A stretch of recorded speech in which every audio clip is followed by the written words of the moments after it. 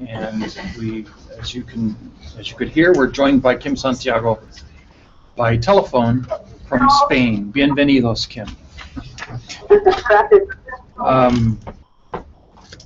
And we'll start with a roll call. Corey, could you start that? Corey Norman. John Curtis. Gary Winterton. Kate Van Buren. Alex Gales. Al Miller. Dave Sewell. Gary Garrett. Matt Taylor. Brian Jones. Janine Weiss. And Kim Santiago. Our opening prayer today is going to be offered by Jean Nelson, our Director of Library Services. Jean, Thanks for waiting. we're fine. Thank you. Our Heavenly Father, we're grateful that we can be gathered together today in the City Council session. We're thankful for the opportunity that is ours to live in this wonderful city. We're grateful for those that serve and that get together and assist in the leadership and management of the city. And we pray today, Heavenly Father, that Thy Spirit will be with us, that we'll be able to have a good discussion, that we'll have decisions as they need or appropriate to be made, and that they will be in accordance with Thy will. We pray also for all of our employees of the city and our citizens, that they will have a safe and enjoyable day here in Provo.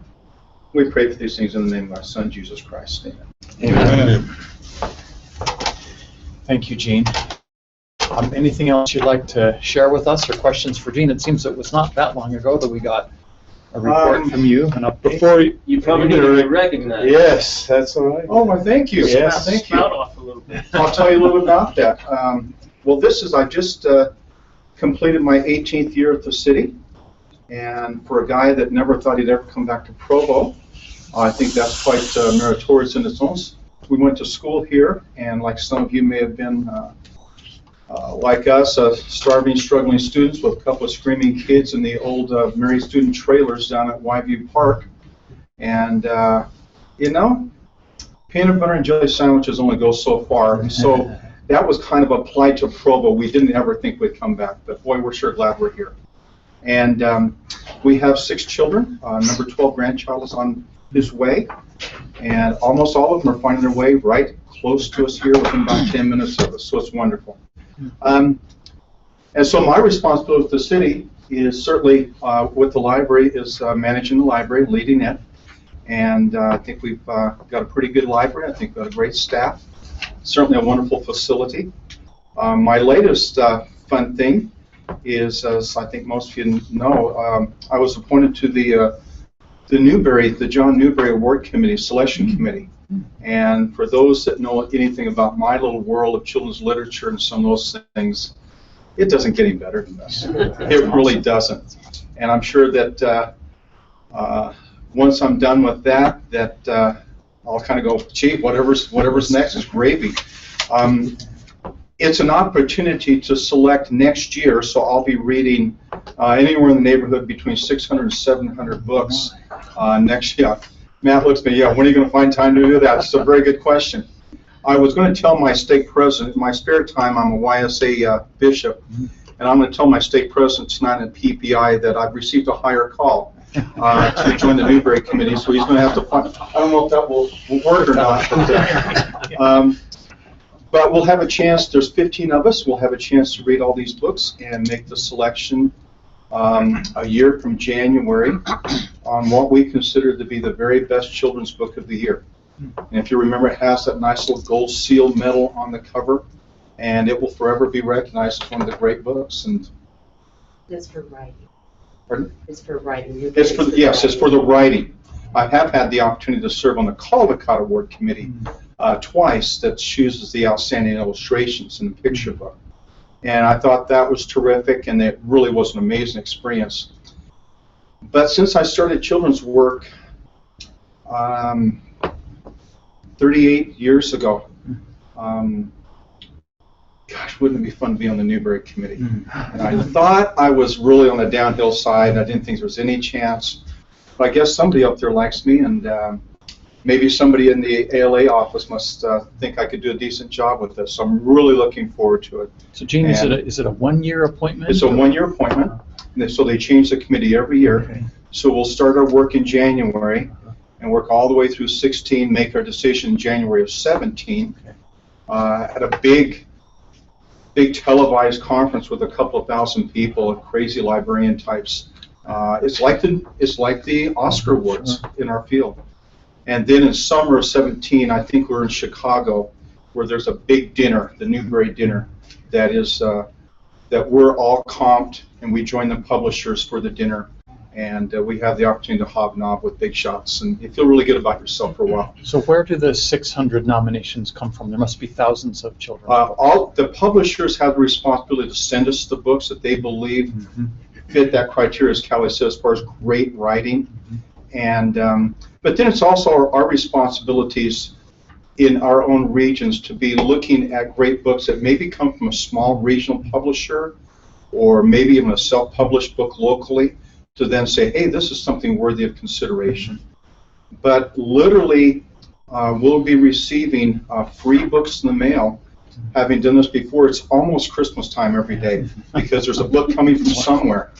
And then is there just one winner, and the rest are there? Is there second place or honorable mention? Yeah, they have. That's a good question, Gary. There's a gold medal that is given to the one winner. Okay. And then the committee has the opportunity to choose some additional honor winners. Okay. And those would have the silver medal.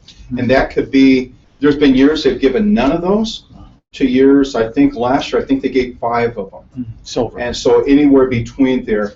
And I've learned from the Caldecott experience that sometimes those silver medalists are really just as good, if not better, in some minds than the gold medalists. So they're very much meritorious type of reads too. So it's very exciting. Our family's pretty excited, and it made the Imagine Dragons concert a couple of weeks ago truly a memorable experience when I opened my email waiting for the Dragons to come on stage, and here was this email invitation. Wow. It was just terrific. I did a fun little dance, and 2 of my kids and spouses and wife were with me, and and I'm sure people around us go, what are you so excited about? There you go. It's pretty neat stuff. Pretty neat stuff. Thank you very much. You're welcome. Thank you, Gene. Can I ask, Gene, can I ask you a question? Can you tell us, now that you got that 4th floor going good, what are some of the things that you've been doing on that 4th floor? And what do you have Sure. in the future? Matter of fact, right now, we opened our 4th floor exhibition space. Thank you for the question. 4th floor exhibition space a year ago, January, and we've had, I think, 8 or 9 exhibits up there. The current exhibit is a Golden Book exhibit that has original art from the Golden Books. I know all of you, most of you are certainly of age to remember those Golden Books. And it meant a lot to me to get the exhibit. One of the reasons I'm a big reader today is because of Golden Books. And my mom, as I said in a newspaper interview about it, I didn't know when I was a kid that we were poor. It didn't really enter my mind. And my mom almost regularly at the Bash's supermarket, Mesa, Arizona. We'd do our grocery shopping. She'd get her S&H green stamps. Remember those green stamps you put in the books? And we would always have a chance, my brother and I, to select a Golden Book from the stand. And they were really cheap. They weren't meant to last long, but that's where my love of reading began. So that's we have that exhibit now. It will be coming down, I think, end of September. We have coming up right after that, toward the holiday time, we have a Leonardo da Vinci exhibit that will be bringing in interactive models of a lot of Da Vinci's inventions that kids will be able, and adults will be able to interact with, to spend time with. Come the first of the year, we have an exhibit that we're going to work with the Provo School District to help us. That's a Green Revolution exhibit that will have a lot of exhibits about recycling and being more thoughtful about our environment. Then we have, let's see, fall of next year we have a graphic novel exhibit talking about comics and graphic novels. And then, is it next year or the year after? I get my years confused. Next year will be the 75th anniversary of the bombing of Pearl Harbor. And we will have an exhibit that will go back and see some of the old photos of the Day of Infamy. And so our goal is to bring in about 5 or 6 different exhibits. Oh, and I almost forgot too. The mayor would have been mad at me. We also started a Again? yeah, you would have. An amateur art contest. We're calling Homegrown. And we had it first this past year. Appreciate the mayor and his office. They gave us some money for some awards. And we want to extend the artistic opportunities to everybody in Provo. And so we will continue with that. So with that exhibit, we're looking at 5 or 6 exhibits a year.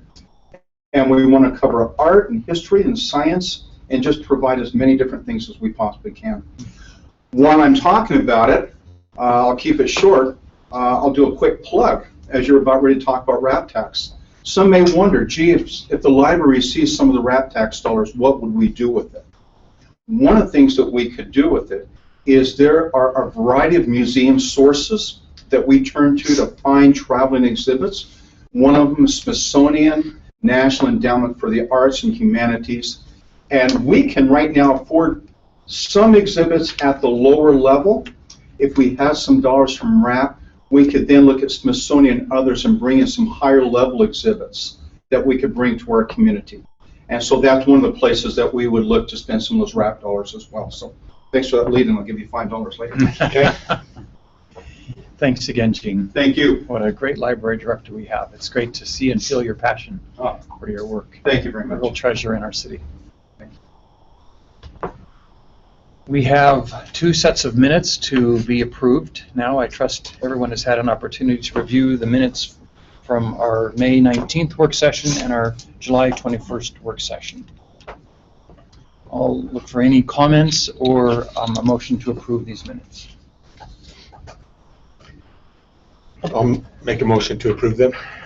Motion to approve by Gary Winterton and a second by Kelly Hells. Those in favor? Aye.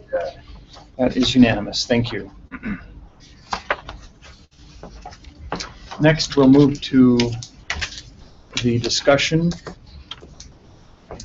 on a resolution to submit an opinion question to the residents of Provo City on the November 3rd election regarding authorization to impose a local option sales tax as described in Utah Code Section 59-12-1402 for the purposes of funding the cultural, recreational, zoological facilities organizations. Bryce.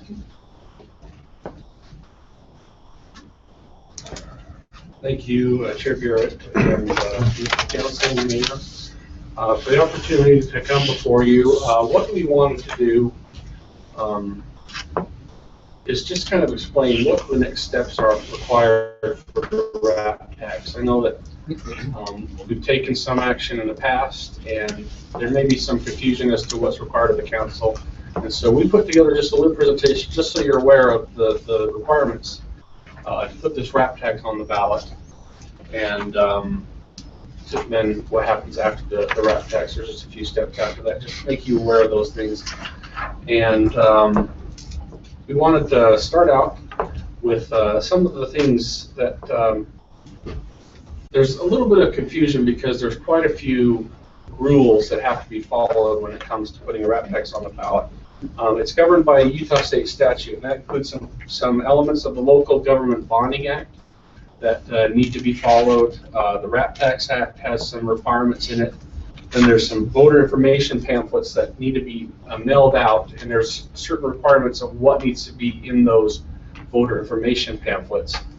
And then the Transparency of the Ballot Proposition Act really governs a lot of what is required. And so there are a lot of rules. There's some contradictions in all of these different acts. And so we just kind of wanted to put a timeline together so you're aware of what's required, and just so you have an idea.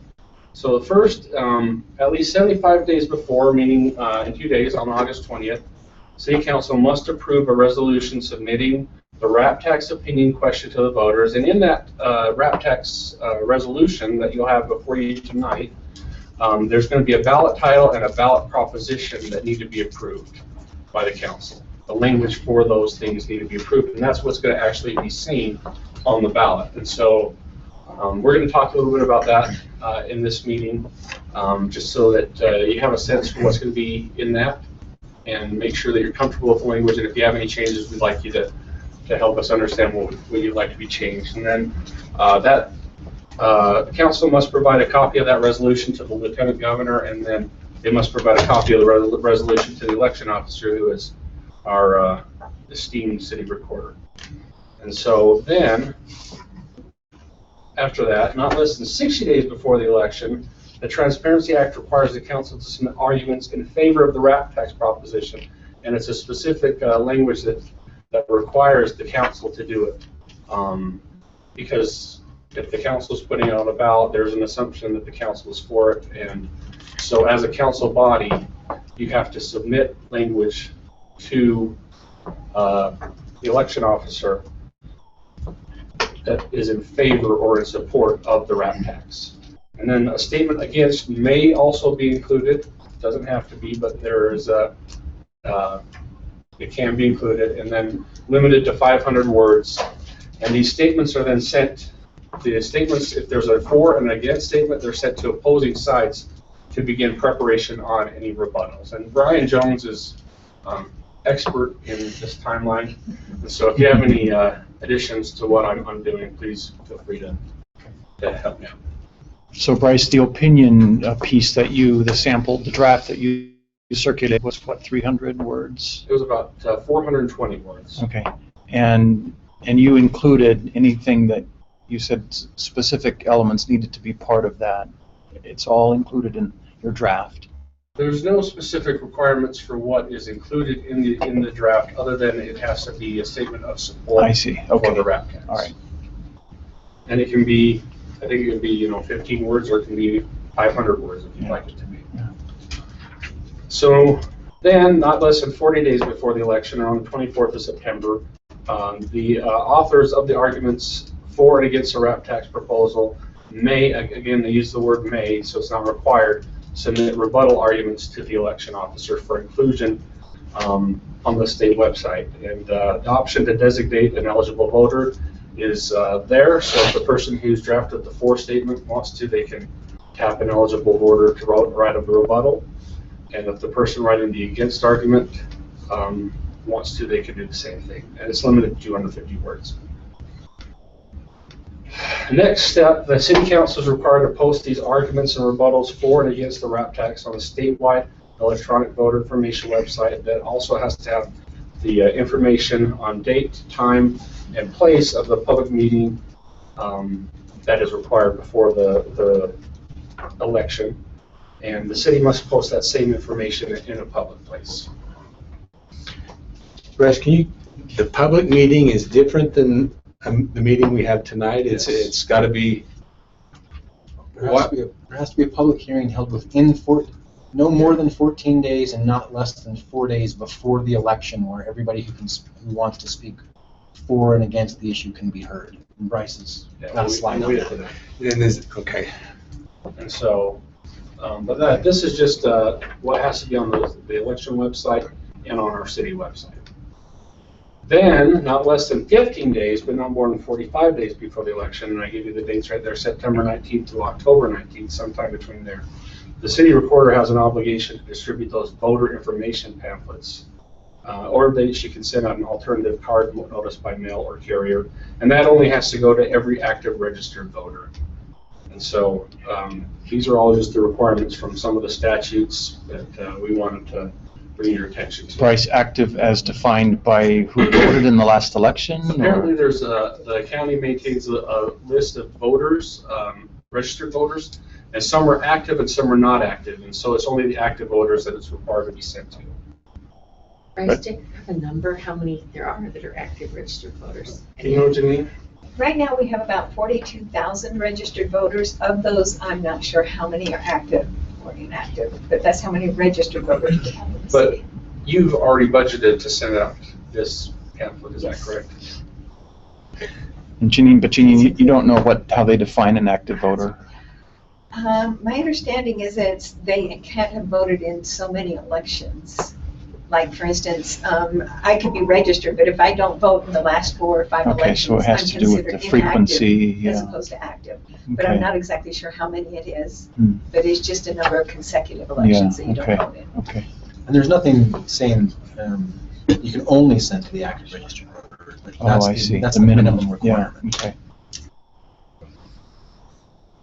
And so then, not less than, where was I? Okay, so then not less than 21 days and no more than 35 days before the election. So between the 29th and October 13th, the city must provide notice of the election once per week in the 3 consecutive weeks, publication in the newspaper having general circulation in the city.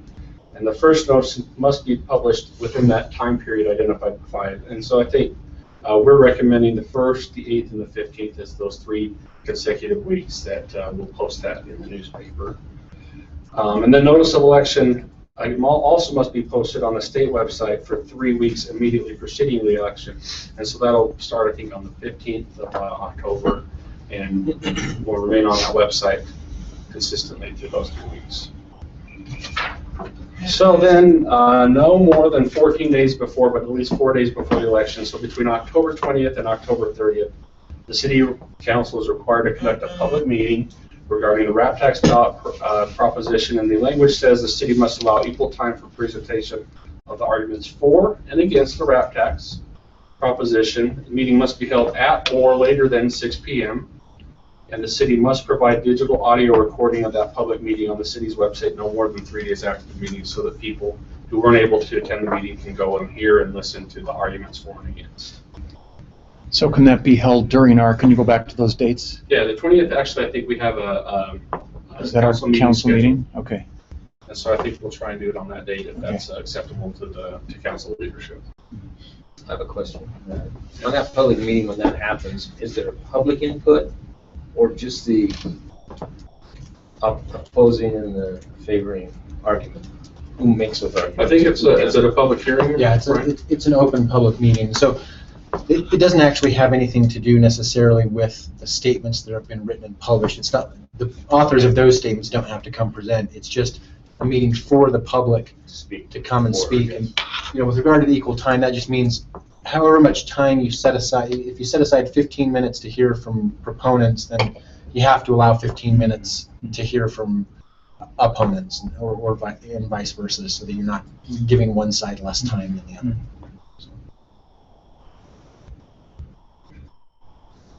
All right, and then the city council, after that point, they have the canvas resolution that is presented to the council. We usually have to pass 7 days to 14 days after. I think we have a November 10th meeting already scheduled, and so we'll probably try and do it on that date. And if the majority of the qualified voters vote to approve the RAP tax, then the city council may, again they use the word may, impose the authorized tax by majority vote, and there has to be an adoption of an ordinance, and that ordinance will then need to be sent to the Utah State Tax Commission, and after they've received that, it's about 90 days before it'll start. And so that's just a general rough timeline, and we try to simplify things as best we could to make sure that it's understandable to the general public and to the council. And the required council action, these are the things that we really need some type of input from the council on today or soon. And those are to approve the floor statement that has been drafted, or to authorize a designee to have final approval and authority of the floor statement.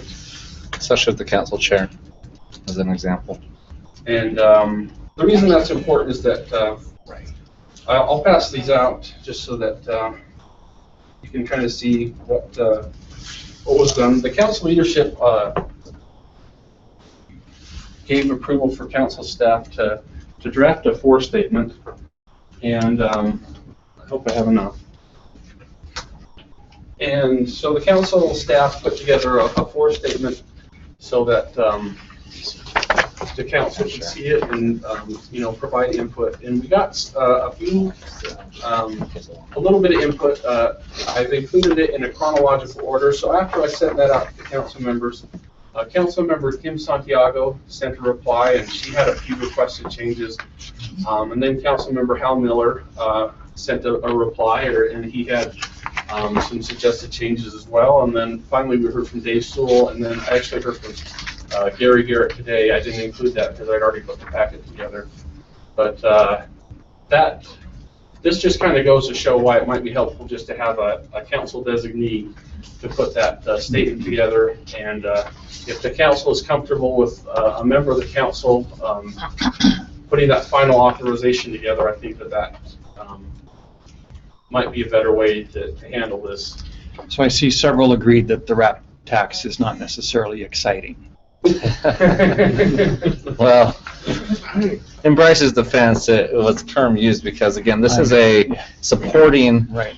and I think there was some concern that this draft statement, again, it was just a draft, and the purpose of us coming with something was just to get you to have something you could react to. Right.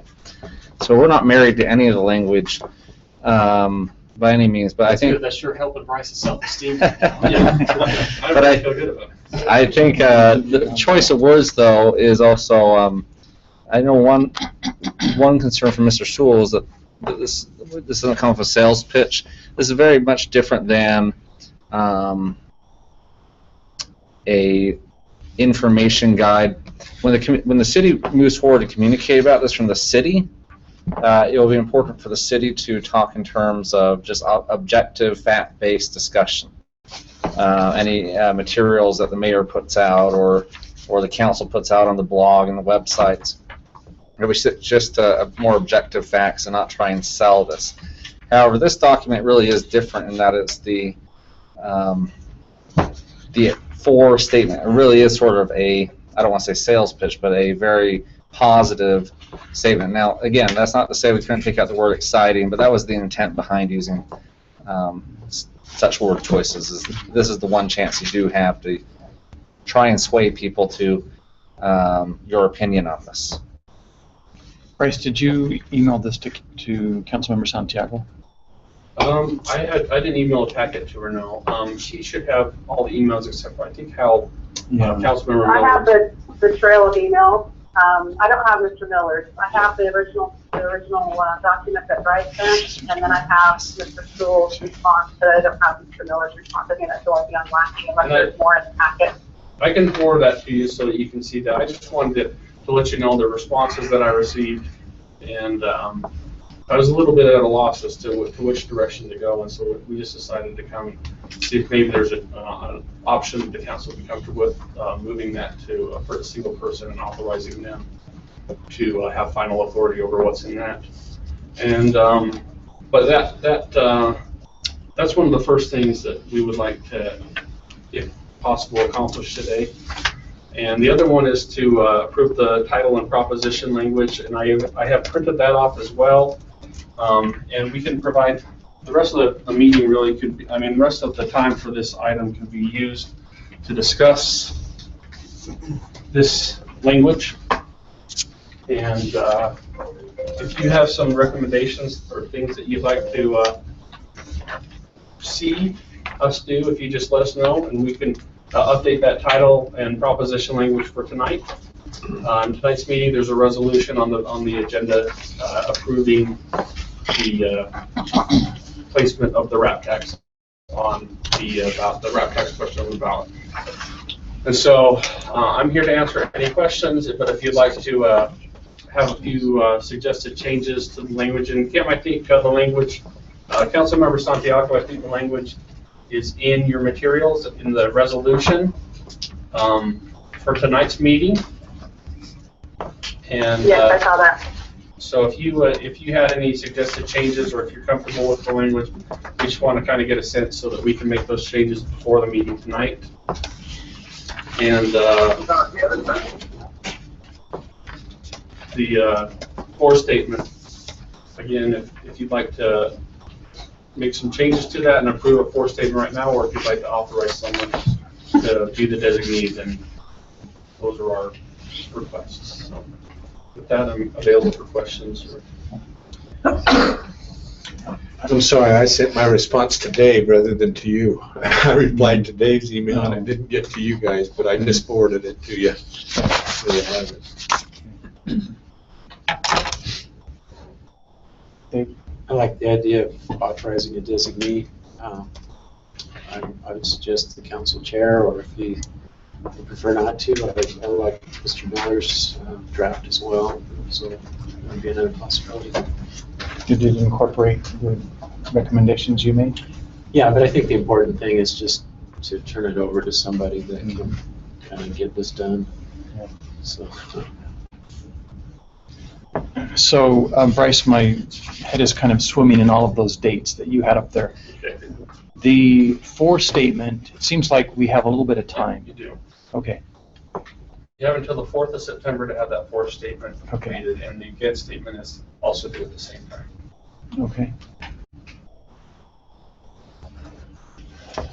And so, Mr. Chair, I think one of the things that's both Mr. Sewell mentioned and Bryce mentioned, one of the ways of handling that is to just by motion in this meeting designate someone on the council, possibly the council chair, to have final say as to what gets submitted. And if that meets the council's approval, then there's no need to even bring it back to the council. It'd just be a matter of every council member submitting their comments to whoever that person is, and then that person coming up with the draft that they feel is the best draft and sending that off to Janine as the election officer. So that's one way of handling it. If it's not possible to do that way, you can bring it back to the September 1st meeting. Right. Okay. Other comments, Mr. Miller? Would you clarify part 3 taking effect immediately? So, I'm sorry, part 3 of what? Oh, that's just a standard part of resolution, which of every resolution, which just states when the resolution is effective. And so, part 1, what you're looking at here is mostly part 2. Part 1 is the council's authorization this actually be sent and put on the ballot. And so, part 3 is just a standard statement saying your resolution is effective right now. There's not some date in the future This is before a council resolution. It doesn't say anything at all about the instantiation of tax.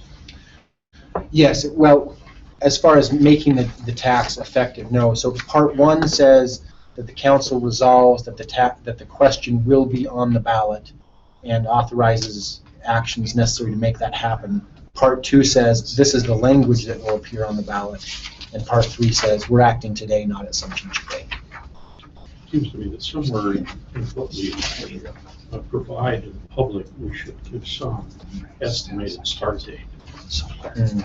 Probably estimate that.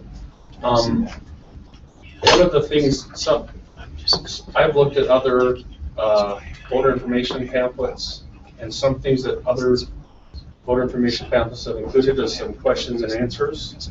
And there's potential maybe we could include that in, a frequently asked questions section of that voter information pamphlet. That would be acceptable. Absolutely, it's an excellent idea. Would that, Bryce, need to be part of this resolution, or something that we could just append on to that?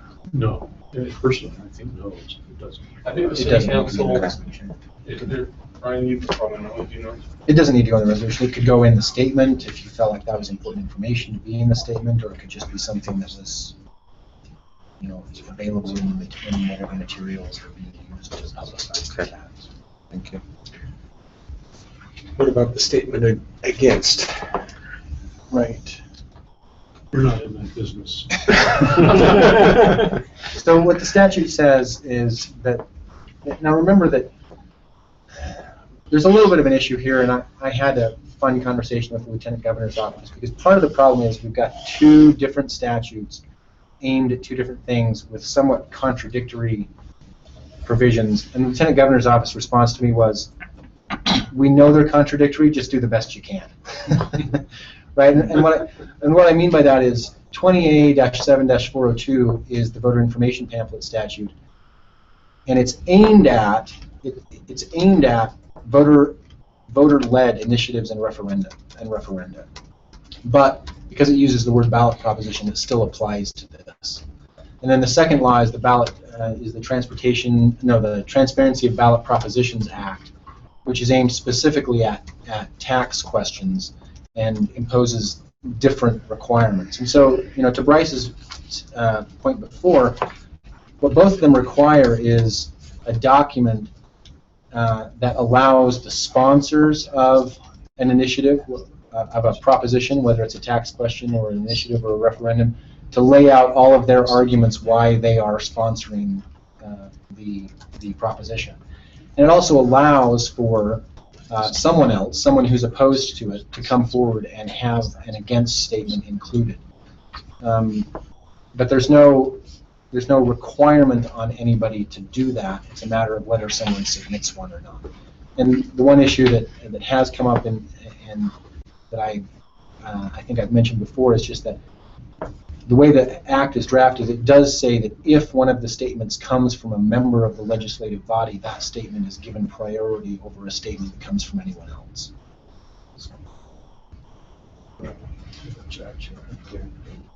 I feel quite strongly in opposition to the RAP tax. I'm going to go ahead and get that statement. I won't write every word, but I will lead that. And that, in many ways makes things a little bit simpler, because if no member of the council does that, then there's a whole bunch of statutory provisions that govern who else might do it. But because the statute designates priority as going to any council member who's opposed, then it simplifies that whole process of knowing how to handle that issue. Okay. That being said, I go back to Dave's comment about the council being in favor. Right. And in my note that I sent to Dave, and we didn't get it to the other people, I don't remember ever taking a vote saying whether we as a council are in favor of the RAP tax. We've advanced, we've taken the steps to go forward, but we have never actually officially taken that vote. And without that vote, I don't know that we can actually do that. I don't think you have, but that's why the deadlines are different. That's why you have to decide to put it on the ballot tonight, and you don't have to submit the statement until September 4th. Because I think the view of the statute is that if you're putting it on the ballot, it's because you intend to implement it. So once you vote to put it on the ballot, that is viewed by statute as you being the sponsor of the tax. So you're right that you haven't yet, but you're going to tonight. At least you're going to take a vote on it tonight. I don't know how the vote's going to come out, but if tonight you vote to put it on the ballot, you then become the de facto sponsor of the tax, and by state law you are required, it says, you shall submit an argument in favor of the proposition. That's why I made the statement about we're not in the business of declaring, furnishing a statement against. We're only in the business of furnishing a statement for. Should the majority of the municipal council act to place this on the ballot? Okay. And I understand, Gary, that not every member of the council may be for the statement in the same way that not every member of the council is for the tax. But if the body votes to put it on the tax, then the body is. And that's why I was hoping some way that we were voting for it so we could speak as a council rather than. So in deference to the statement Kay just made, issuing the statement from the council doesn't bind Kay to agree with it, but it says that it's coming from the body as a whole because they voted to put it on the ballot. And so it requires some revision of the current statement to refer to the majority of the council, or the undersigned, or something of that sort. That would address the concern I had. The main concern I had was just not having implication that it was a unanimous vote in council if there were council members that were opposed. So I think that kind of wording, plus the fact that we will have an opinion from a council member against it, would solve my concern. But the language in the opinion, Brian, would read as the Provo Municipal Council, we support the RAP tax. That's, again, that's as a body, well, majority. It's up to you. I mean, the statement is coming from the body as a majority, but you can tweak the wording how you want it. As Mr. Sewell just indicated, if you want the statement to say the majority of the council supports the RAB tax, you can put it that way. You can say by majority vote, the municipal council supports the RAB tax. Or as a Or by a body. vote of 6-1. Right. I mean, you can tweak that however you're comfortable with. I think you're within your rights to say the council, because the council is a body, not. But you just may decide not to do it that way. So. Okay. Mr. Chair, I move that the council approve the selection of the chair of the council to approve the final wording of the 4 statement. Okay. We have a motion. Is there a second? A motion by Mr. Miller, a second by Mr. Sewell. Any discussion? Could you repeat the motion? That the chair be designated to approve the final wording of the opinion piece. Thank you. Those in favor? Aye. Those opposed? We have in favor Mr. Winterton, Mr. Miller, Mr. Sewell, Mr. Garrett, Ms. Santiago, and 2 who are abstaining, Mr. Van Buren and Ms. Hales. So the motion passes 5-0. Is that right? Yes, 5-0 with 2 abstentions. And then, So on the ballot language on, that's just the other thing. If you have any suggestions, I guess we don't really need to talk about it. But if you have any suggestions, if you could let me know before the meeting, and I'll make those changes to that document. So. Any comments now for Bryce on the proposed resolution? Okay, Thank you. thanks, and we'll talk more about that tonight. Thank you, Bryce.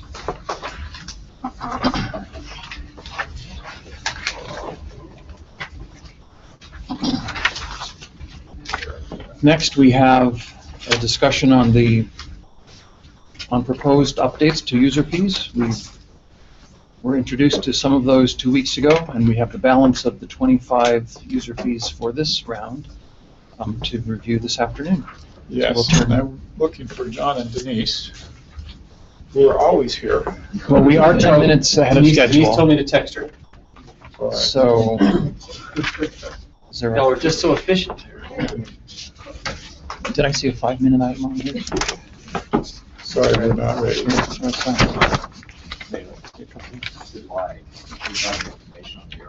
Yeah, why don't we do, I think we can start with John and Okay. Denise, and I All right. think that's great. And so, let me just maybe introduce it.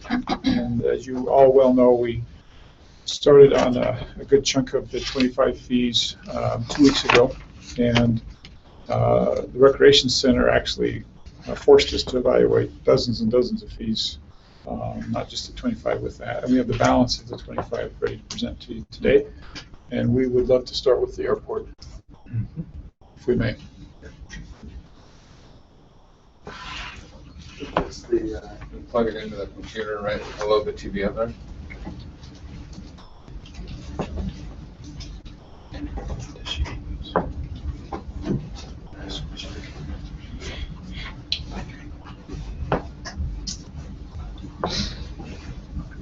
Let's go to final template down at the bottom. Who's controlling this? I am, For now? right.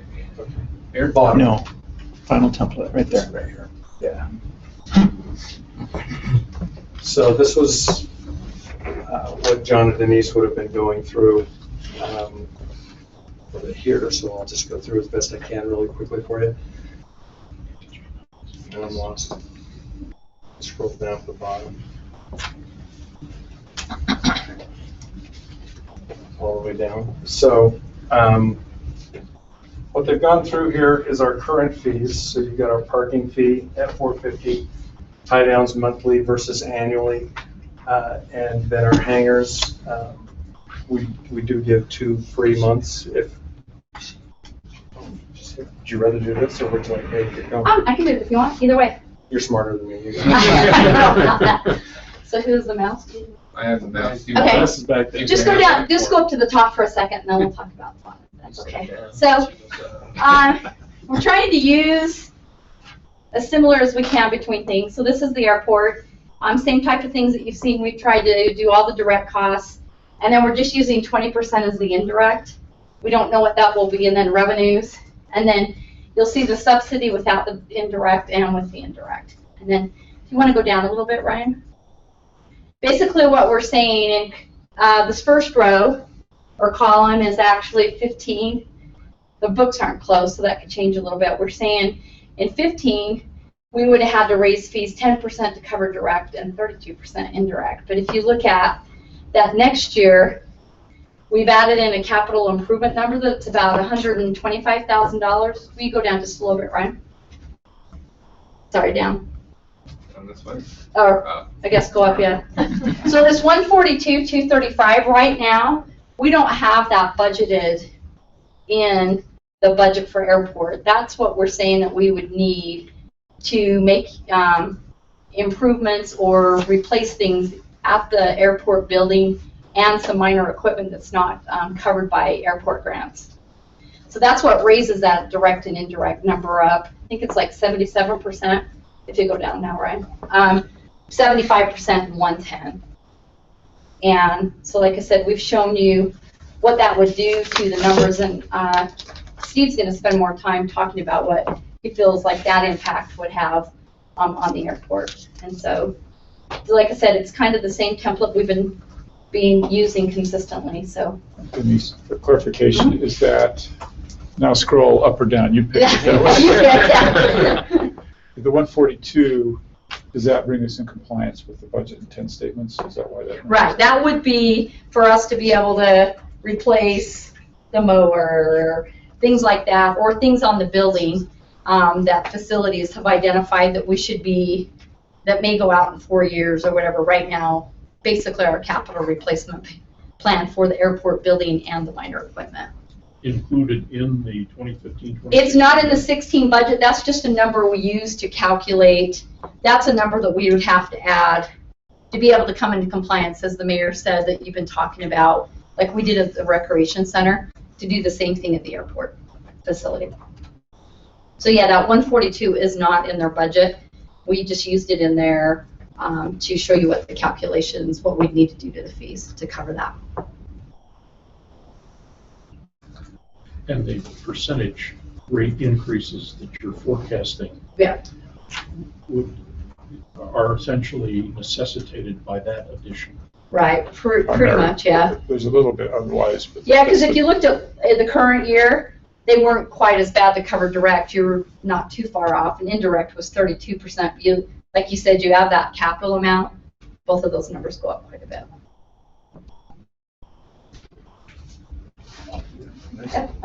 Nicely done.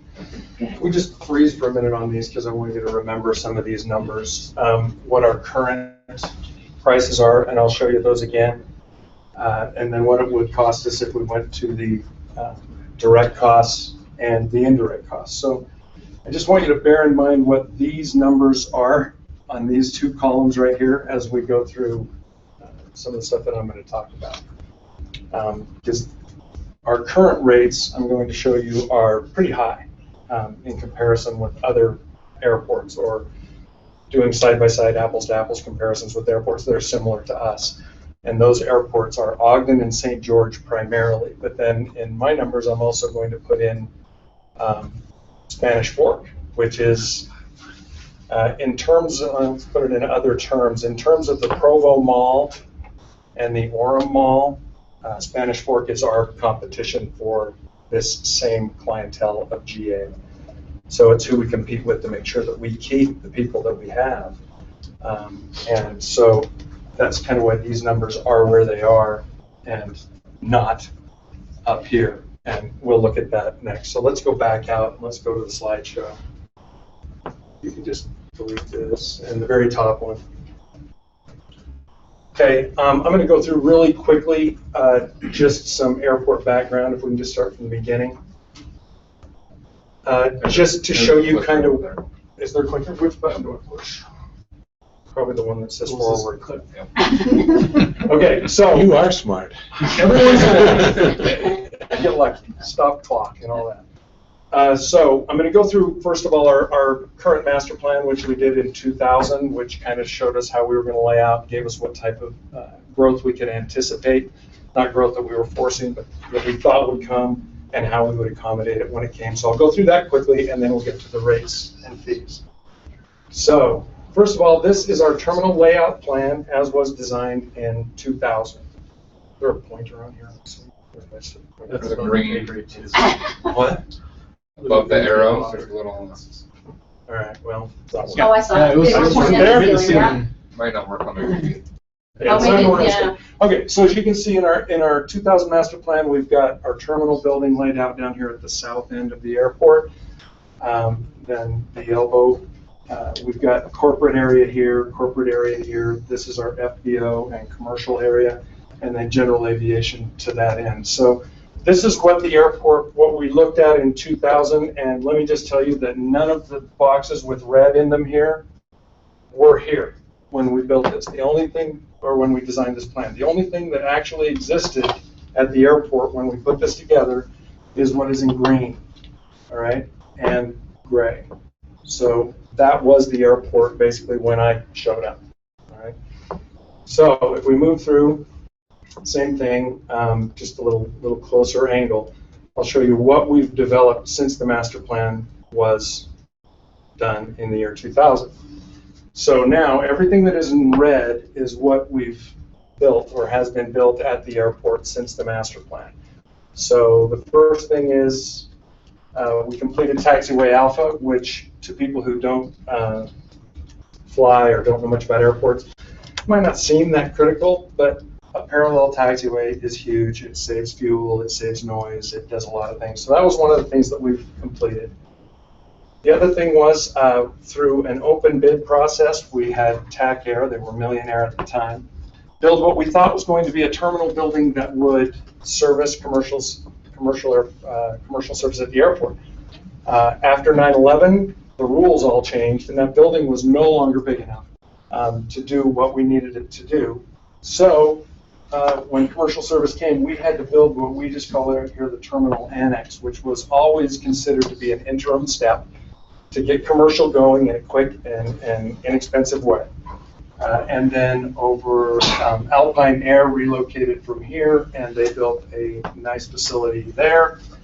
And then over here we've got our corporate taxi lane. We as a city built this taxi lane with the hope that we would be able to bring in more corporate clients. We did this in conjunction with Novell, who built the first hangar that was built along this row right here. Since that time, we've now completely filled up that taxi lane. So it's taken us about 6 years. When did Novell build? Here, Stuart might remember. But it was maybe 8 or 9 years ago. So since that time, we've filled the corporate area, but it didn't come as a mad rush. Everybody didn't just show up at our door and start building. It came incrementally, and actually this final building right here is under construction right now. So that's our corporate end of the airport. Now if we move further down toward the GA side, what we've done on the GA side, where the master plan has shown more T hangars, we've built the first row of 13 nested T hangars right there. So that's proceeded, and then we've also built the administration and fire building. We were aided in 2005 by the windstorm that blew down our old administration building. I was in the building when that happened, and it was exciting. I wish you all could have been there with me. I really do. So we've been able to build this with bays for our fire trucks, our snow plows, and all of that. So all of this progress on the master plan. The FBO, which right now is TAC Air, is located in this building, which again was built initially to serve as a terminal building. But then quickly we found out it couldn't fulfill that purpose after TSA changed their rules. But they also built this large hangar right here, which is a 200 by 200 hangar, which they were using for their business when Duncan Aviation came in and they needed an interim place. Duncan Aviation took over this building. So right now that's where Duncan Aviation is located at the airport. They have plans currently, TAC Air, to build 2 more 100 by 100 hangars right next to that, just to accommodate the storage facilities that we need currently. So as far as our long-range plan and the first master plan that we put together, this is it in a nutshell. The reason I've got this up here is I wanted to point out something that we did, which was create what we call the airport protection zone, which is right here in gray. That's the area that has been master planned by the city, not to allow high-density housing, so that we don't wind up in a situation like Ogden with Roy building houses right off the end of the runway. It's not a safe situation, and it's also a very noisy situation. So we created the airport protection zone. So again, I'll go quickly. That's the terminal area. It's at the south end. Right in the middle is the corporate area and commercial area. And then everything in the blue would be the GA side, or just general aviation. As far as long-range planning, the city does not own any of this property, but as we look at land use from the airport, we've told all the people that live there, we are not going to come try and get your property, we're not going to condemn you, we're not doing any of that, but we do want you to know that if you're wanting to sell, we are interested in being buyers, and as a council we've talked about why that's a good idea already, so we won't bore you with that. And then everything up in this part of the airport protection zone, which right now is family farms and can remain family farms forever. That's fine. But as the airport continues to get more use and we get that new connector road swinging right through here, it makes sense from a land use standpoint that that would be a great commercial area and just light industrial type area. Light industrial and commercial. So there's a brief history of the airport. So first of all, I just want to talk a little bit about terminal usage. This is a picture of our terminal on our light day. So this is a Wednesday flight, our Oakland flight, which is our least used flight. So the point I want to make here is the capacity of the terminal right now, after we built it and then expanded it, is 170 passengers. Same day, and you'll see that our average, this is just the average, on a light day, we'll put 140 people into that building and into that waiting area. It gets extremely crowded. It's not super comfortable for the people that are in there, so it's pretty much at capacity.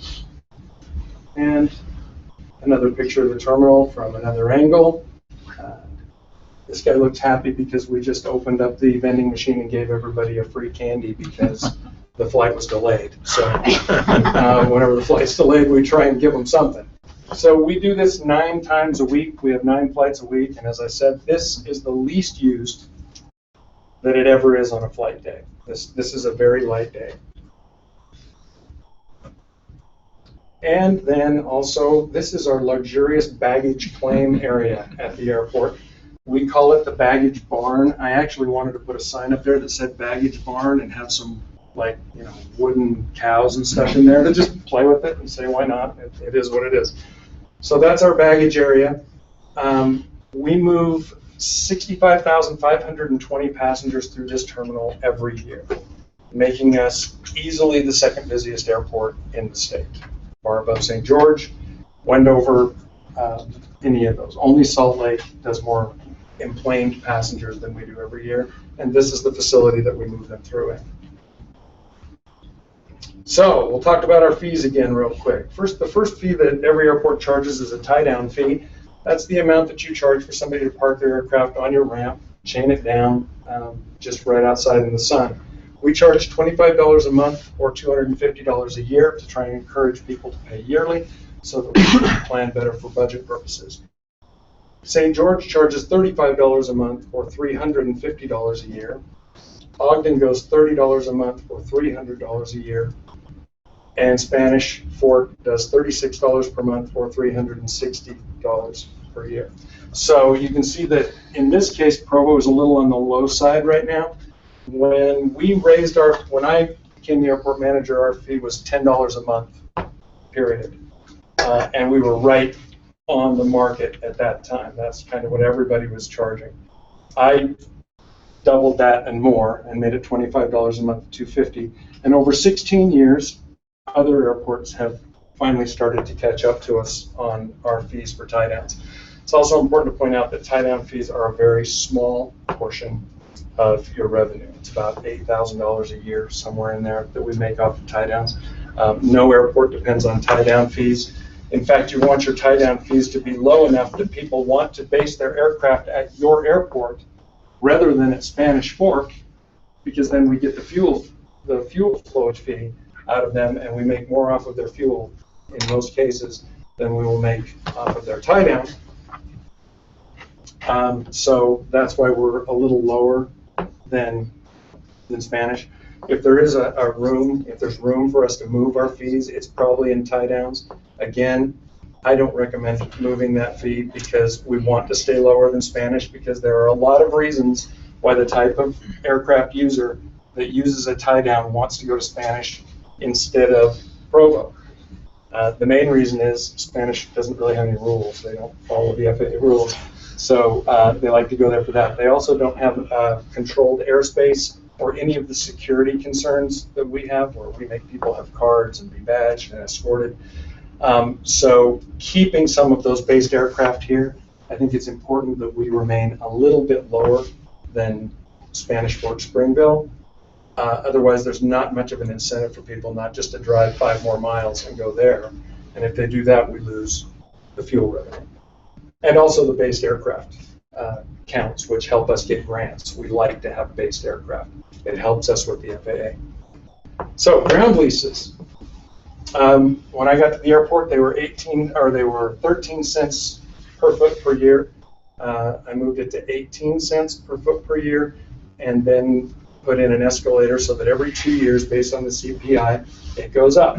Ours is right now about 30 cents per foot per year for ground. The other thing we don't do at Provo that some airports do is we don't have a separate rate for unimproved ground and improved ground.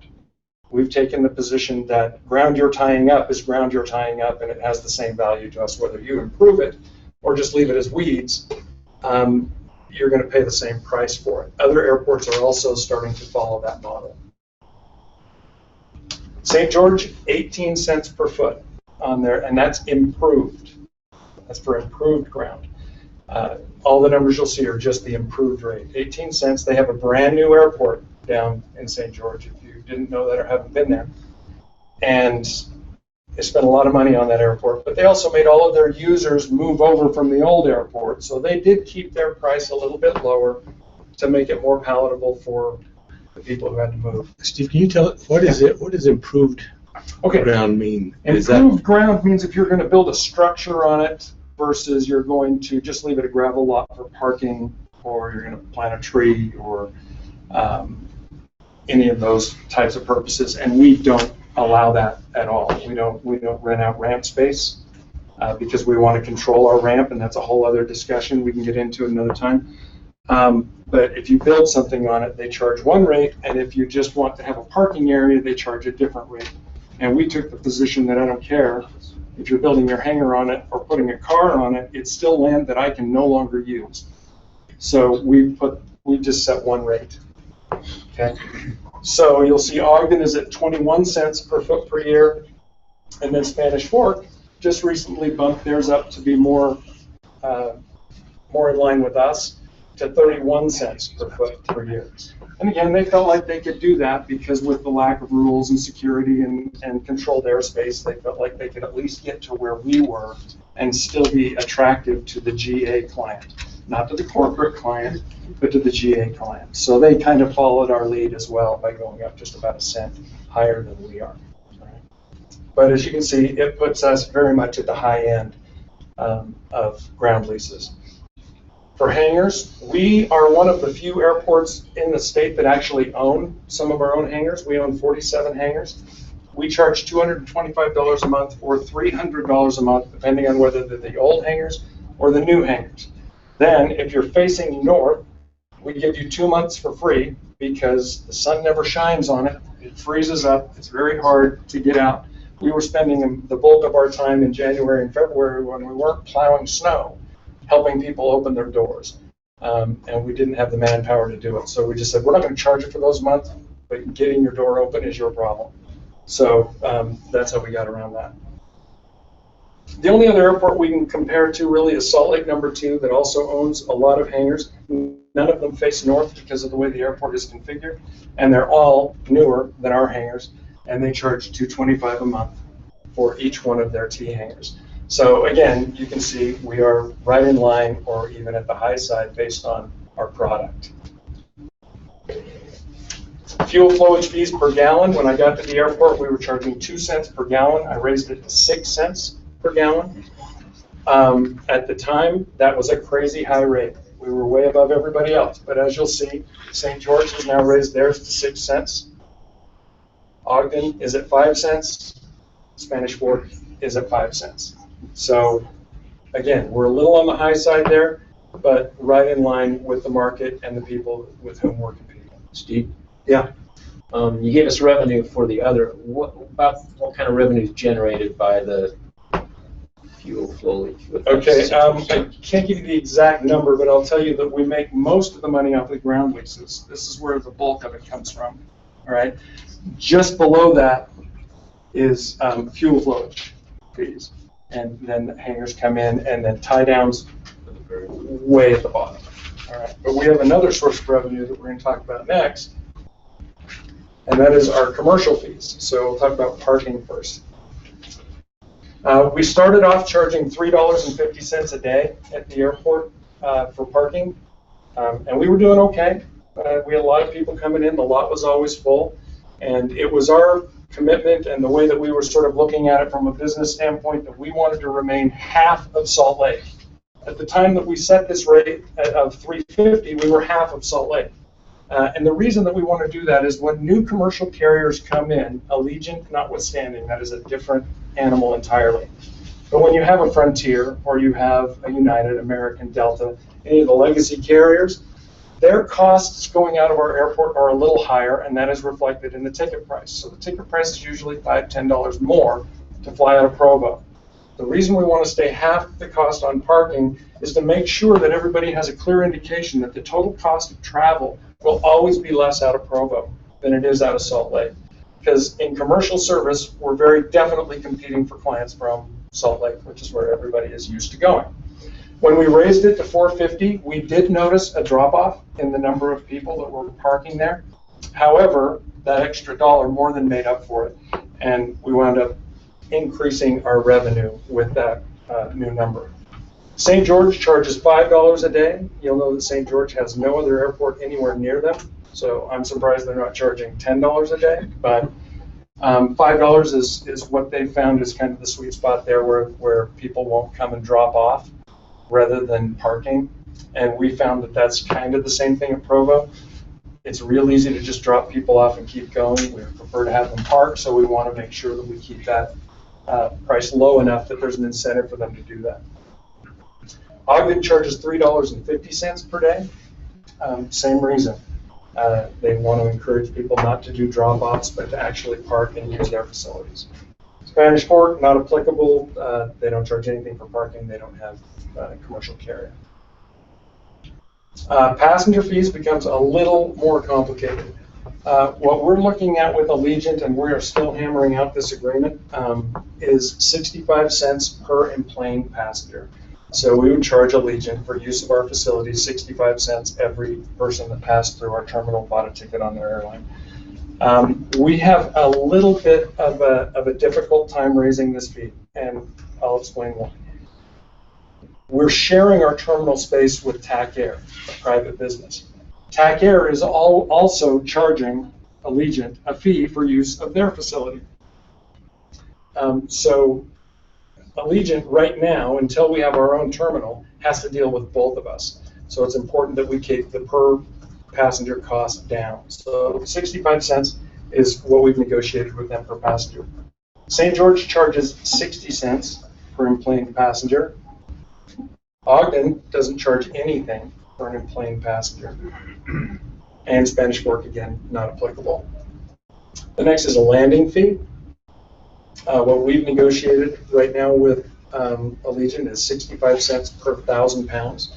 So the average aircraft they use is a 110,000-pound aircraft, so we would get 65 cents times 110 for each landing that they make at the Provo Airport.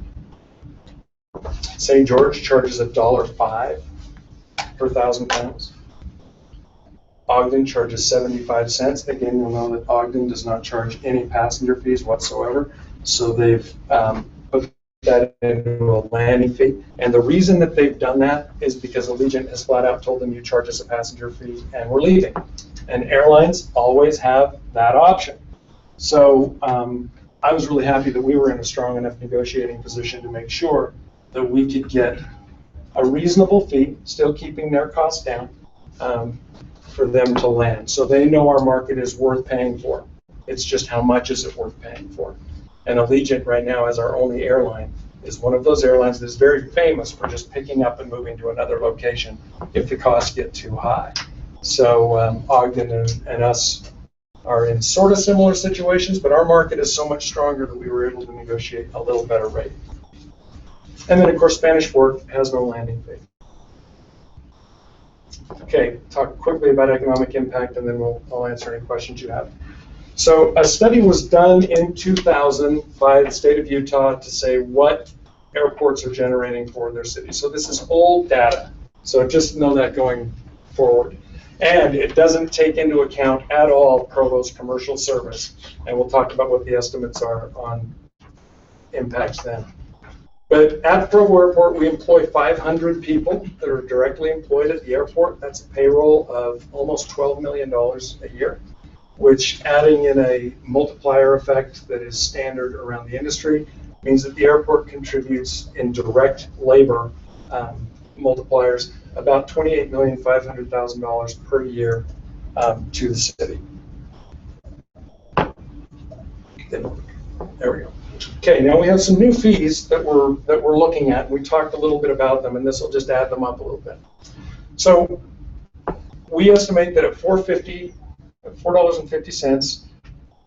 and if everything remains static, we didn't get new flights. This is based purely on the flights we already have and the numbers we can already verify. We get about $110,000 a year annually from parking. PFC, that's a passenger facility charge. We don't call it a PFC, we just call it terminal rental, and there's some legal reasons why we do that, but we won't get into that right now. We're looking, when we start getting that from Allegiant, it'll be about $42,500. Landing fees, we look to make about $33,500 per year. Now, the indirect impacts are a little harder to quantify. I'll just put up what they are and then tell you what some of the estimates would be. You get additional hotel stays at the airport. You should get additional convention use, restaurants, shopping here rather than Salt Lake. And then and this is my term, this is not a term used by anybody else, we're going to get a new freeway exit and a new commercial corridor out of it. From my short time in economic development, I learned very quickly that freeway exits are where you make your money. And Provo just has two, and one of them is pretty much built out. And we don't have a lot of hope of getting another one unless something has changed dramatically since George and I were doing this, 20 years ago. But with a commercial service airport and that new West Side connector, you have essentially created a new freeway exit. It's actually an airport exit, but it's a new freeway exit, can be looked at the same way in terms of economic impact. And it's one that is exclusive to us. No one in the county can compete with us on this particular freeway exit because we'll be the only one that has it. So there is a great potential for economic impact there that I can't calculate at this time. But if you think about long commercial corridor filled with businesses and lots of traffic going on that to and from the airport and the freeway, you get the idea that there is a sales tax advantage to having that road and the airport the way it is. As far as hotel stays, convention use, restaurant shopping, and multiplier effects, the estimates vary, but it can be as high as $10 million per year per daily flight out of your airport in expanded economic impact to your city just from having commercial service at your airport. All right, which is why it's important that we keep them, why it's important that we don't price them out, and why it's important that we keep our price in such a way that we can attract new airline service.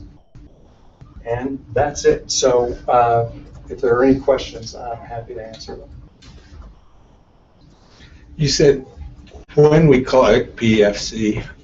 PFCs? Yes, is that because that was an incentive to keep a legion, Yeah, well, get them? And when we brought Frontier in, the first thing you do is you promise them that you're not going to charge them any additional fees for the first couple of years that they are operating at your airport. That's to defray their startup costs and also to make sure that the market gets firmly established.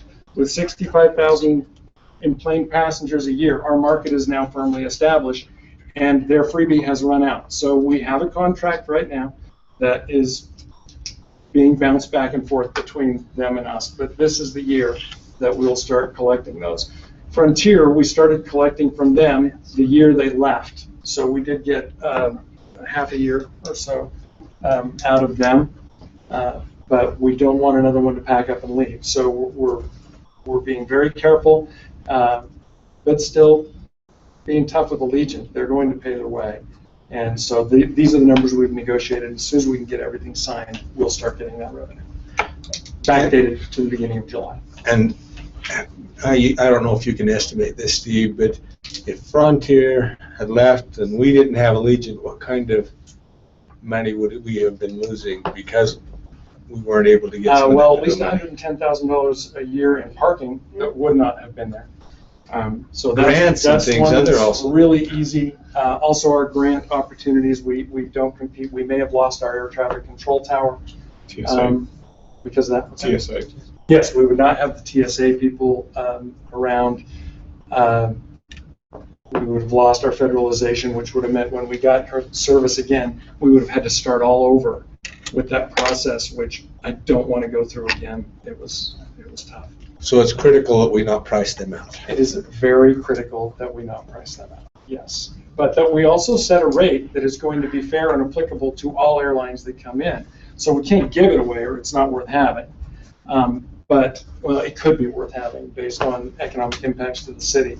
But as far as the airport being able to sustain itself, we need them to be able to pay us something. So that's why I've met with them multiple times and negotiated with them to get the numbers that we have. Yeah. Steve, I have two Yes. questions. One, Sure. building up just what you said. It was my understanding that Frontier's departure was not a matter of our pricing them out. No. I think that's I'm sure it didn't important. help. I'm sure it didn't help. But it is interesting to note that as soon as the subsidy ran out is when they left. Which is not the case with the Legion. They've already said they're staying at these numbers. They like these numbers. So as soon as we can get everything else worked out, we're good. That is not why Frontier left. Frontier left because the airline was owned by a company called Republic, and they actually lost the aircraft that they were using, that 100-seat aircraft. They would have had to service Provo with an Airbus 319, which is what's being used by the Legion now.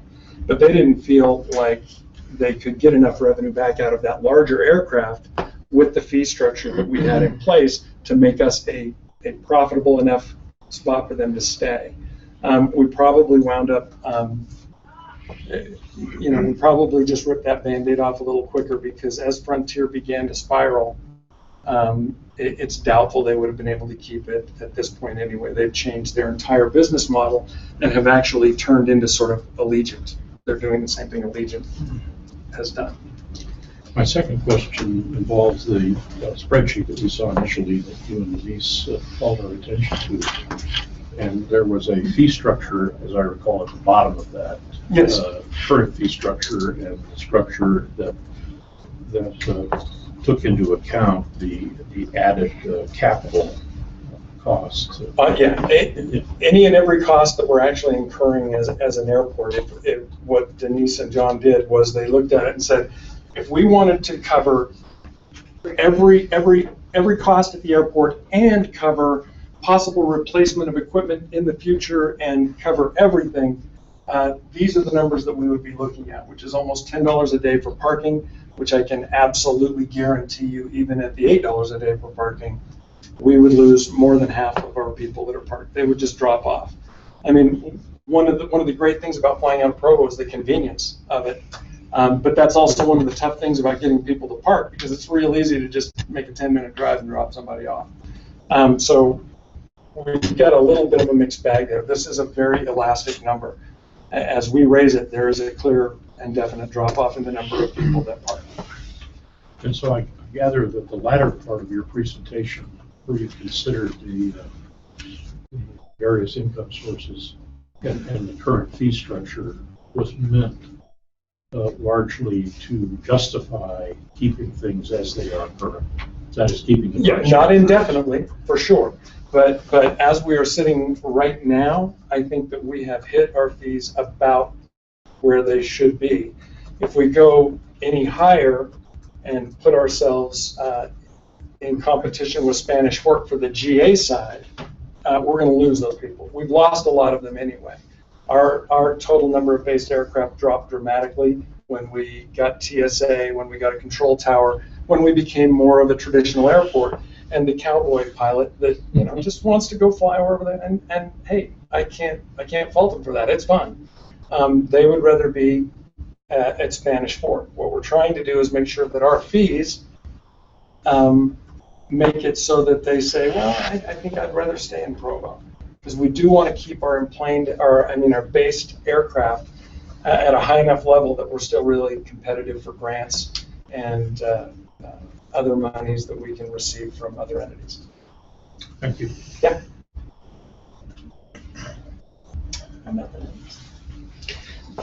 That 142,000,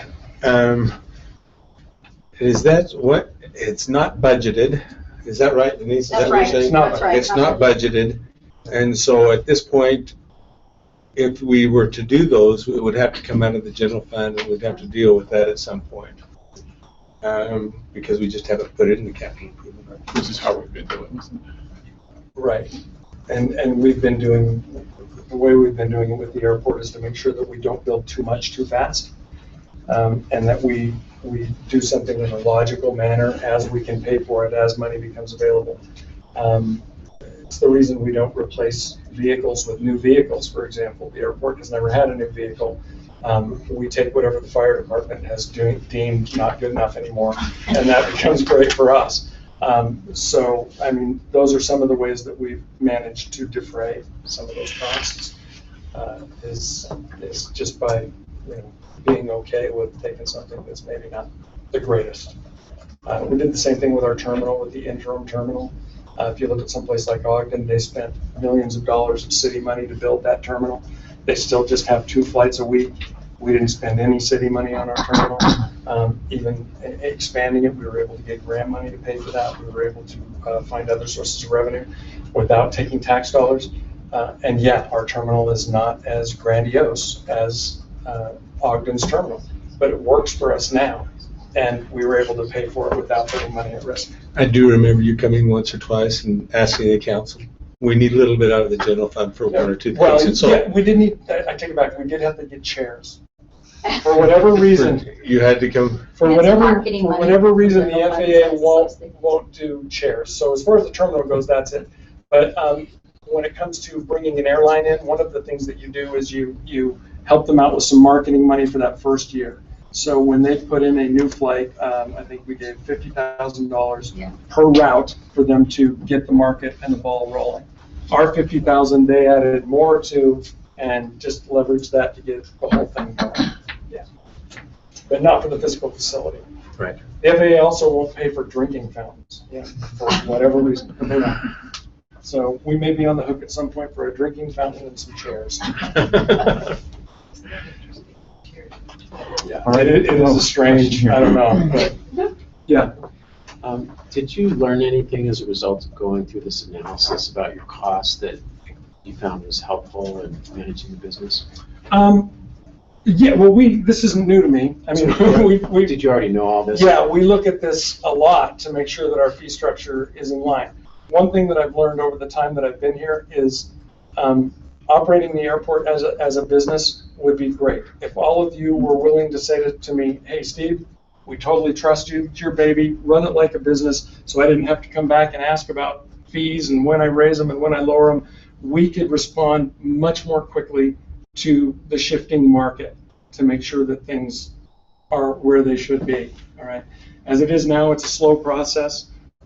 So where a shop owner can see that there's a high demand for something and raise that price quickly, I can't do that. Or they can see that there's a low demand and slash the price. I can't do that. For that reason, we have some empty hangars right now, for example, because our price might be just a little bit too high, and I will be coming to you guys with an idea that we have about how we can change that. So the one thing I've learned is government is set up as government for a reason, and operating it exclusively the way that you would operate a business is not possible unless you wanted to waive all authority and just let me set the prices wherever I want. Now, there are obviously some problems with that, and there could be abuses. I wouldn't abuse it, but who knows who might. So I understand why the system is set up the way that it is, but that's also something that all of you need to bear in mind when you're wondering, well, why aren't we maximizing this at this particular moment? Like Education Week comes in, and we get a bunch of jets on the ramp. Wow, let's have a daily fee for those jets. Well, we can't do that. We can't change that quickly. We have to go through a process, and that process is there for a reason. So what we try and do is just hit that optimal spot that's going to be the best over the long term. But we will be changing those rates. When we're no longer where the market should be, I'll be back in saying, okay, parking now needs to go to $6. We now need 10 cents a gallon for fuel. Our hangar rates are too low, we need to bump those up. And as you can see, the other airports have started to catch up to us a little bit. For 16 years, we've been one of the most expensive airports in the state. And right now, we're about on par and still just a little bit high. But when that is no longer the situation, we will raise those rates. Yeah. Does that make sense? Yeah, so 2 follow-up questions. So you talked about the time that it takes to change. So how long does it change? How long does it take to go through the process to react to the market? And you're a minimum of a month, because we have to go to a study session, then we've got to go to an actual session. Then there's also some other forces that come into play that anybody who's got an enterprise fund will know. Everybody who doesn't want the changes will show up at council meeting and argue those changes. Just as an example, when we went from 2 cents a gallon to 6 cents a gallon, I'd only been the airport manager for about a year. I didn't know what I was doing in hindsight, I guess. But there was a hue and cry that came from everybody in the airport, and thank goodness the council stood strong and backed me on that, and it ended up working out. But it doesn't always go that way. We've had some hangar projects in past administrations and past times that have been shot down because people will show up in mass to complain, and it's tough for the council to make those decisions. So I won't come to you unless I have good data that it's time. So last question. Yeah. Sounds like you're already contemplating some changes. Do you have some recommendations for us that you're ready to share? As far as changing any of our fee structure, I'm not really looking at doing that right now. What we're charging, like I said, I think we're finally right at market or just above market. What I am looking at the possibility of doing is adding new sources of revenue, stuff that we haven't looked at yet, ways that we can generate some money without changing what we have now, but to take advantage of the new market. Some of those things would be Wi-Fi service in the terminal, advertising space on the walls in the terminal, some of our hangars that no longer have doors that function, taking those doors off, making them shade hangars, and setting a different price for those hangars. So those are just some of the things that we're rolling through. When we have our own terminal building and we're no longer sharing with TAC Air, we also have some other opportunities for counter space for rental cars, percentages of rental car revenues. Once you have your own exclusive terminal, new avenues open up for you that are not currently available for us, because we have 2 people sort of sharing the pot, which is working really well. We have a great partnership with TAC Air. But when we have enough service to build a new terminal, have it to ourselves, there are new revenue sources that open up to us that aren't there now. shall we keep moving? You ready to move on to the? Yes. Yes. Mayor, or rather, Mr. Miller, do you have a question while I was going to changing speakers? express thanks to Mr. Lee. Absolutely, absolutely. Are we lucky to have Steve? Yes. Thank you, and you'll feel that way about all your presenters today. We're going to move to library.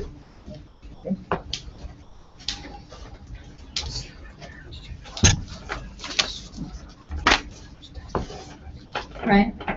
There should be a tab. It's called Last 25, I think is what the name of it is. It's like Last 25, Last of the 25. you, John sir. named I that. can't read. One more down. Blame it on John. Yeah, right there. And so if you want to just click on the ballroom for Gene. Yeah, just in the very, very bottom tab, very first one. And I'm just going Okay. to let, if you have any questions. Thanks, Denise. Yep. I thought it might be helpful just for a few minutes. I know you have a lot of things to do this day. Thank you for your interest in the library, and I'm happy to be here to answer some questions. We are one of the strangest darn entities in the city, perhaps the strangest and oddest. It has nothing to do with the leadership of the library. It was like just before I came. We'll decide that. Thank you, Mayor. I knew you, kind of an easy one to throw to you. But I thought it'd just be helpful, maybe just a little brief background about us. We're funded differently. We have dedicated tax that is dedicated to the library, and approximately 75% of our tax dollars are property tax. That's our revenue, and about another close to 15% are other fees that come in from vehicle tax or late fees and things like that. And so the almost 90% of our revenue stream comes in through these dedicated tax dollars that are strictly for library use. And so that makes us unusual. We're closer to an enterprise fund than we certainly are the general fund. And because of that, we have an interesting expenditure relationship because we really pay our own way. We have dollars that I spend to help finance the finance department, to help us, the HR department, our legal department. So I have these fees that we also pay to help pay our way. The Academy building, as you can imagine, is not the cheapest thing to operate because of its size, and we take care of all of that. So we're really kind of this interesting little unique type of element within the city. Along with the funding and the expenditure, we also are very unique and different with our library board. And that library board, of course, is individuals are appointed by the mayor, and then they're ratified by the city council, appointed by the city council for their terms.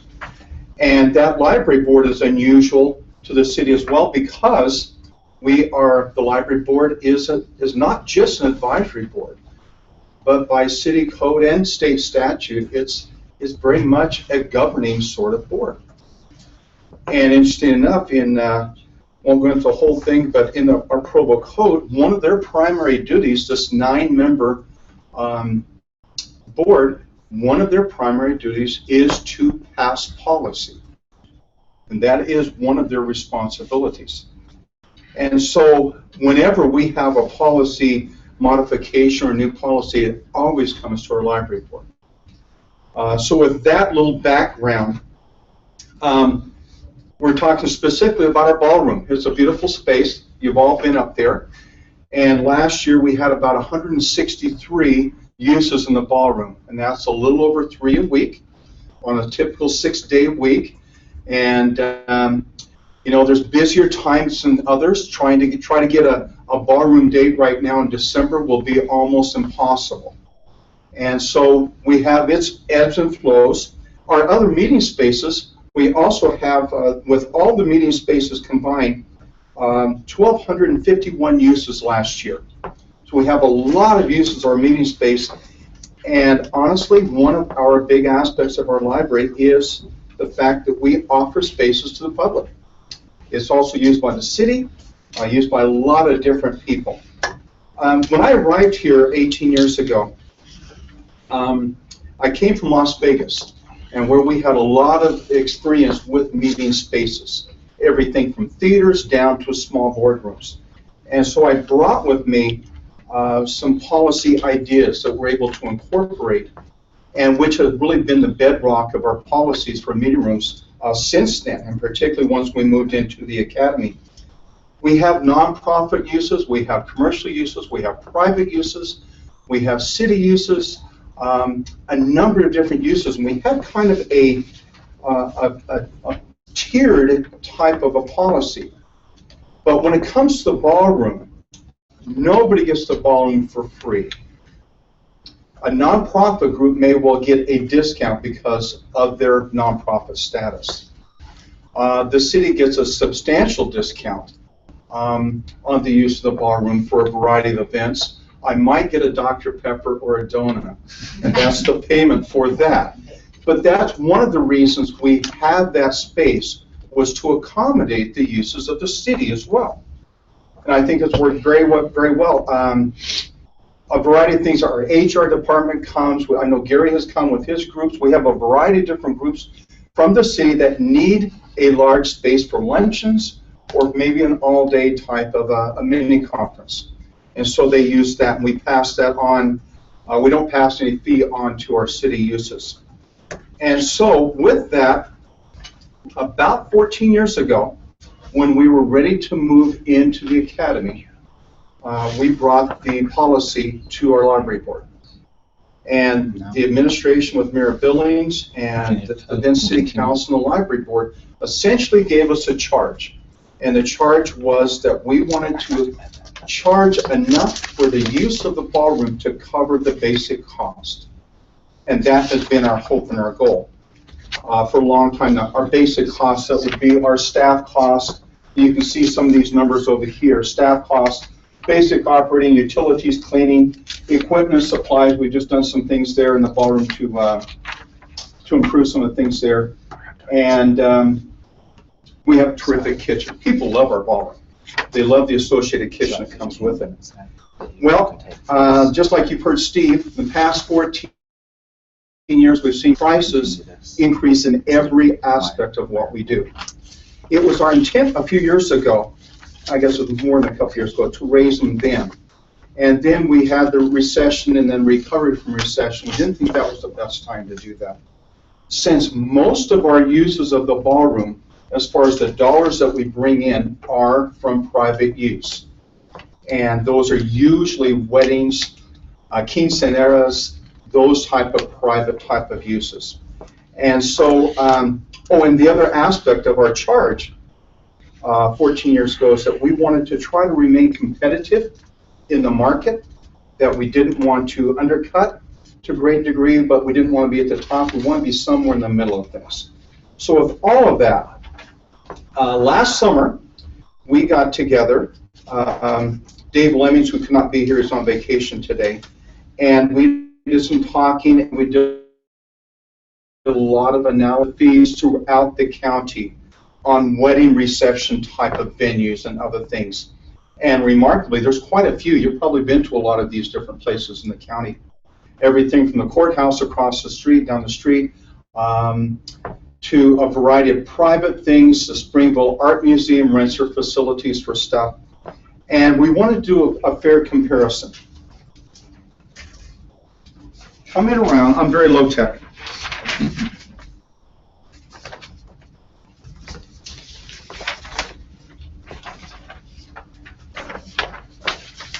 So in November of last year, we brought to the library board a proposed increase to our fees. And let me, before we get to that point,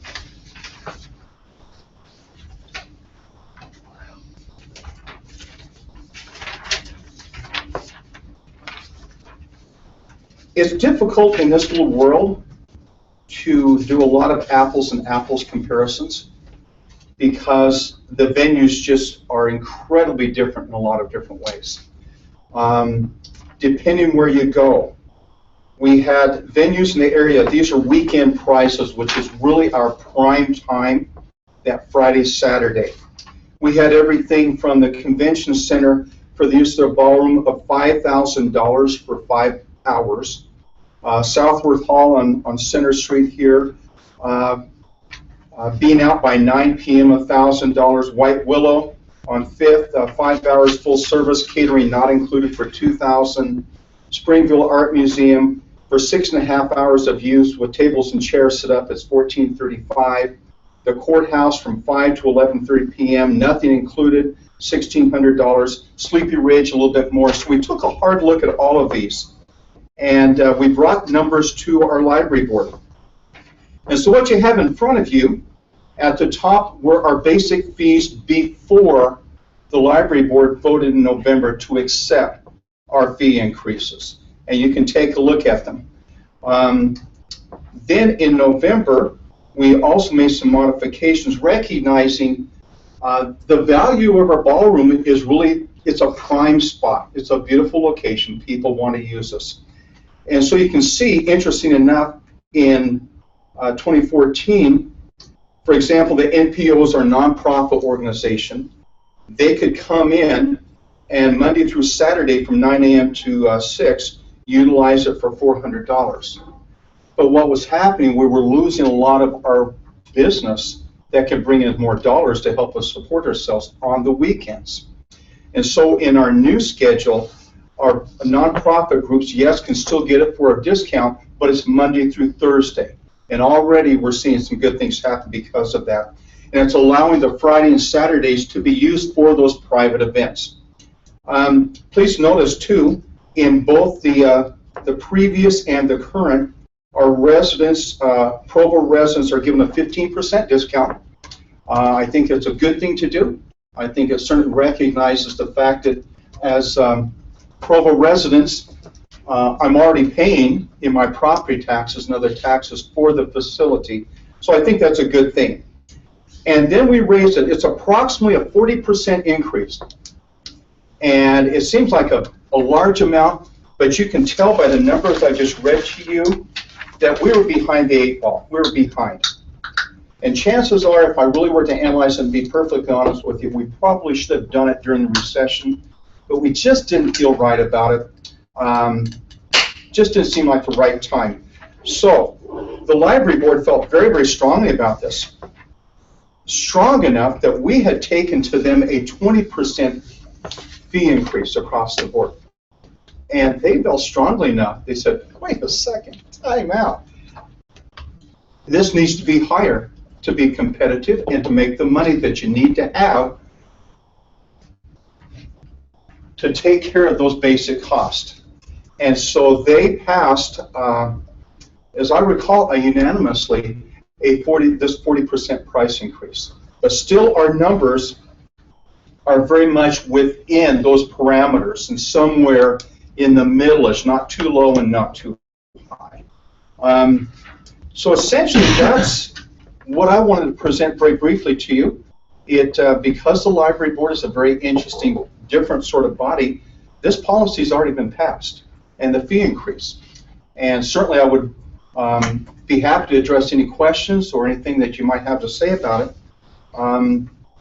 But it's been working well. We're bringing in more dollars than we did previously. And we anticipate as the year goes on, as we get busier in the fall, that we'll see a healthy increase, allowing us to keep up with these prices, these expenditures over here in the right-hand column. So in a nutshell, I know you've got a lot of people listening to you today. Can I answer any questions for you about the ballroom use particularly?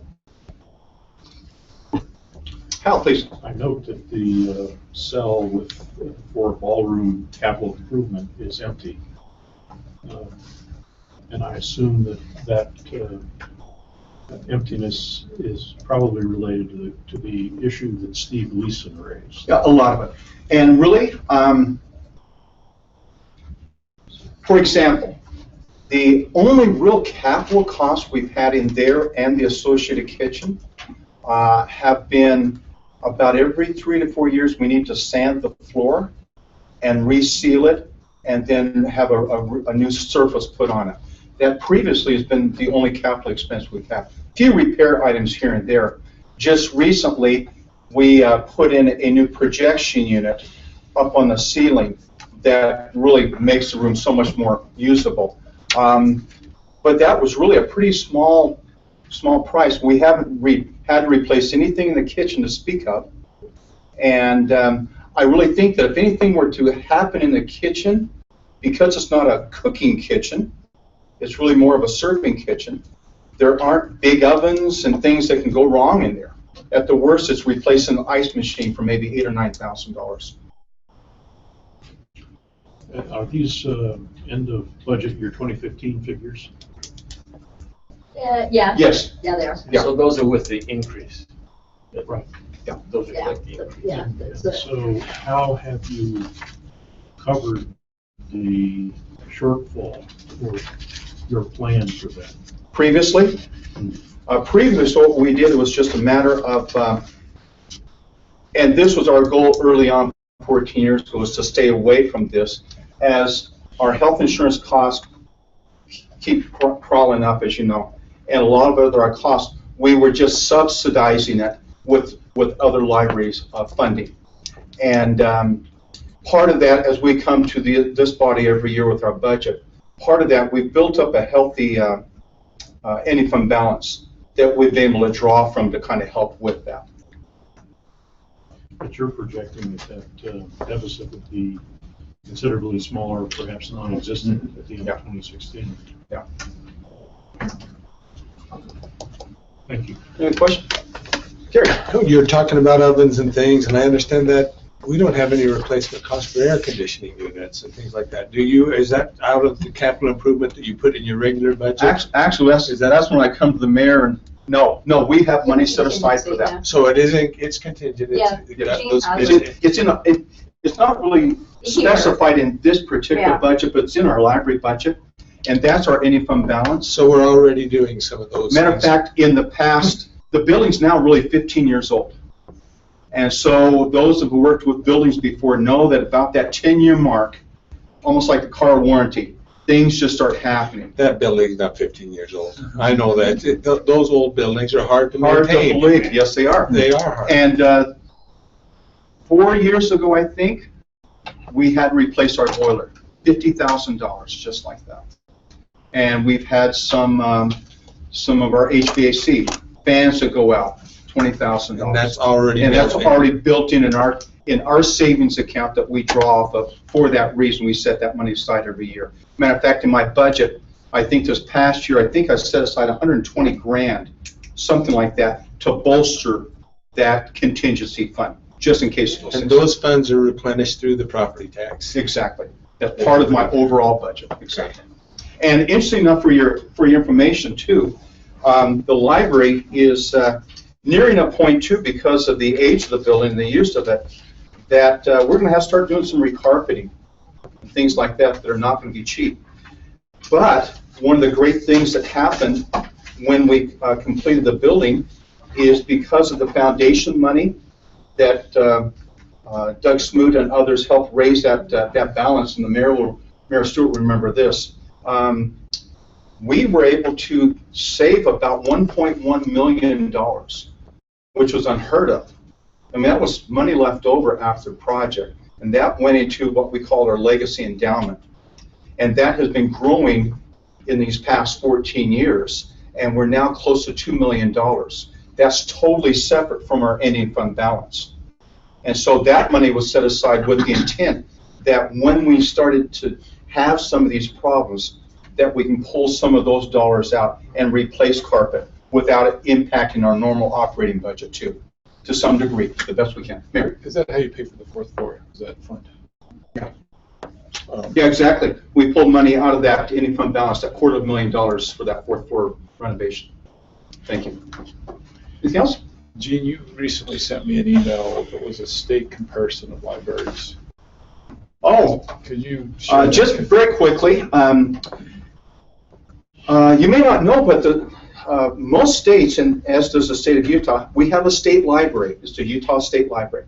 And most of them are there to support the legislative efforts of the state and the Supreme Court issues of the state, but they also help the citizens throughout the state. And they just, there's some questions the other day about costs associated with expenditures on staffing. And in any library, the highest expenditure is going to be on staffing. And the challenge is keeping it within a level that you can do what you need to do as far as buying books and materials. And we thought we were doing pretty good, relatively speaking. And when this report came out, it confirmed. When I started the public business about 25 years ago, I learned from my then director, you want to stay at about a 60% of your expenditures to staff. And we're at about 57% of our expenditures go to staff. And we are near, if almost at the bottom of expenditure for staff of all the libraries in the state, short of a couple of very, very small libraries. And I'm really pleased with that. And we've had to make some concessions to do that. We don't have as many full-time staff as maybe another library has.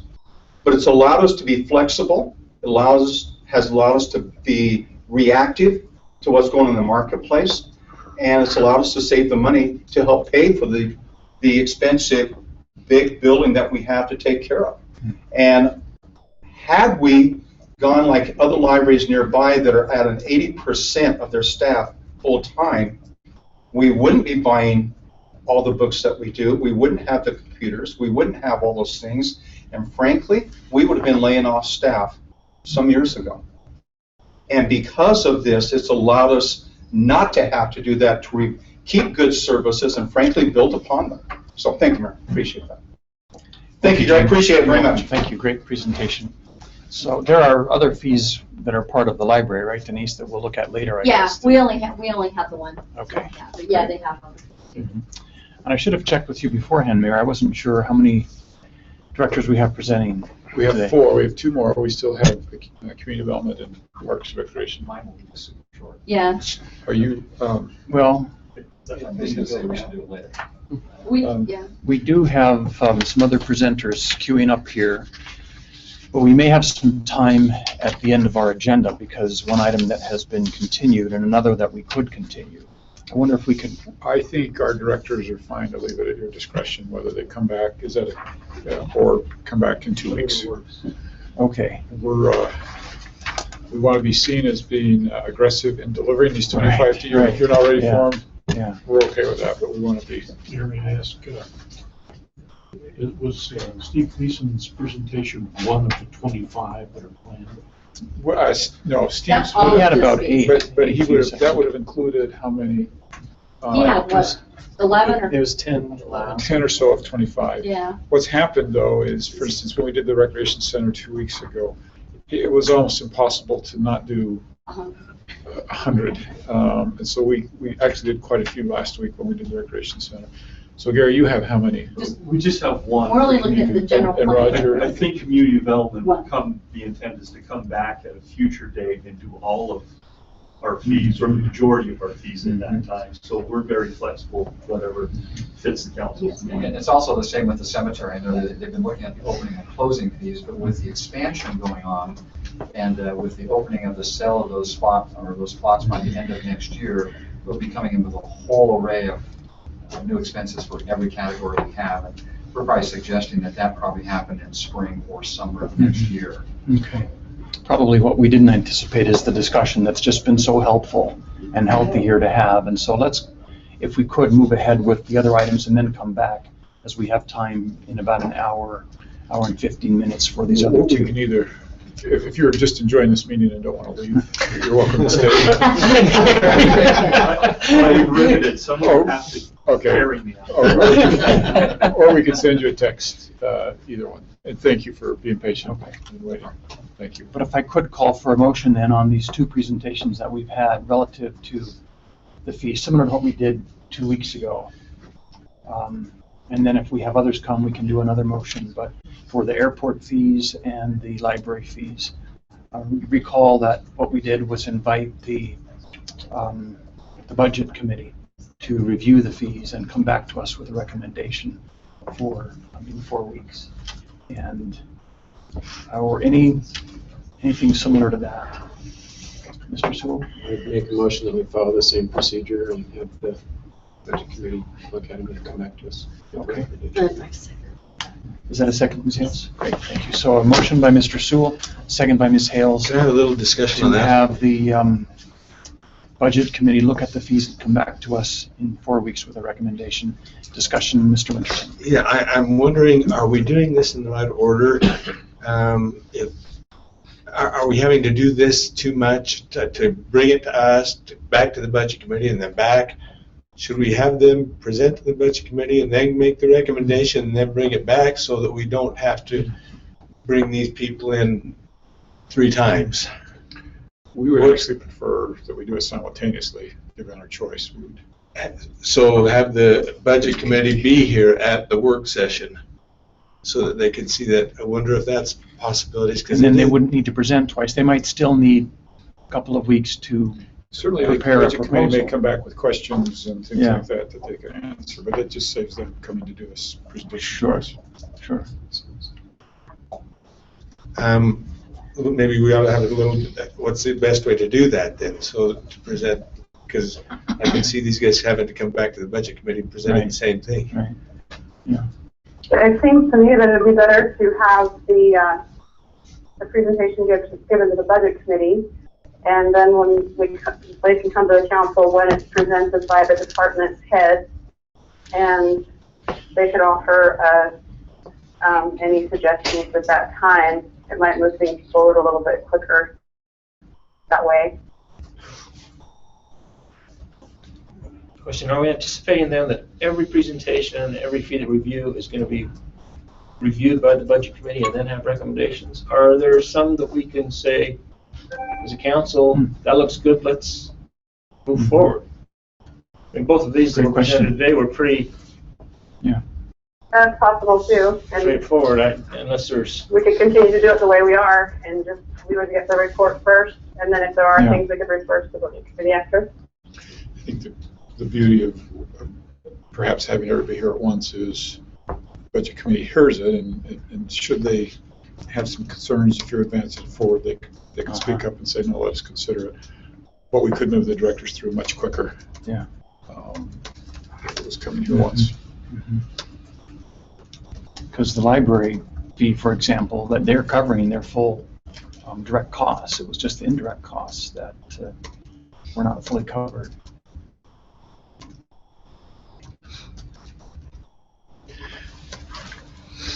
I don't know how the Budget Committee could handle this, and if they want to come every other week or whatever we're doing with this, but to me, it would make sense to have everybody listen, not have to come twice, and then turn it over to the Budget Committee to discuss in their own way, the way they want to, and bring that recommendation back. And this is stretched over a long period of time because it's our first, but I think subsequent ones will be limited to probably two work sessions a quarter, would be my assumption. Mr. Stewart, do you have any input as a Budget Committee member? There would be some questions on the presentation today that I would have had I been able to ask. So if you're going to have them part of, if we're going to be The work session. which we ought to be welcome, more than happy to come to work sessions. We would need to be able to participate. Mm-hmm. I mean, the airport has 500 employees. No. I have a question. No. That was. That's what I'm saying. Sure. Overall, 500 employees with the companies, the private companies, Duncan Aviation, TAC Air. Not city all- employees. That's total employees. That's in, That's why they contribute $28 billion to the local economy. But they're not city employees.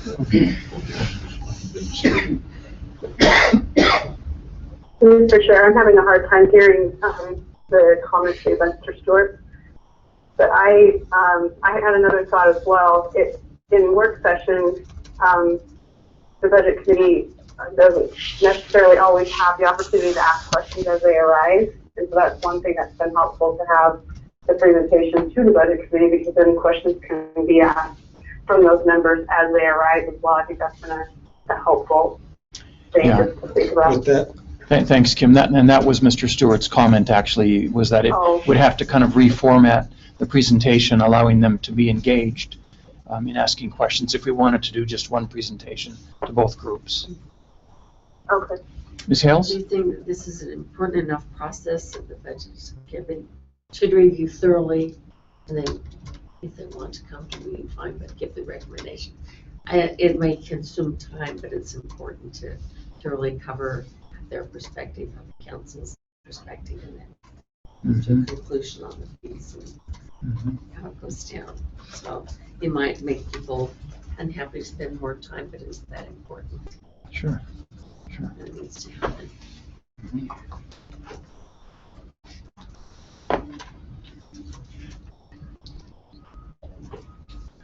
So, given the state in the process that we are in, maybe it's best to allow these to go to committee as well, rather than make a recommendation today.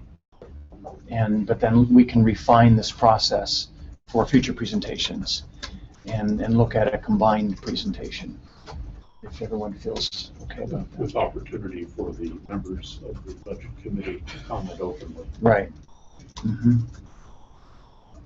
So Mr. Sewell has made a motion to refer these two presentations to the budget committee. Was there a second on that motion? Ms. Hales? All right, if there's no other discussion, then I'll call for a vote. Those in favor? Aye.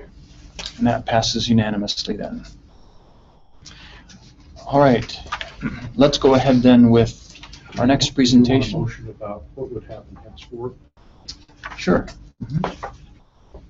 I will move that henceforth, when these user fee presentations are made, that the council budget committee be invited to attend and be given every opportunity to participate in those presentations.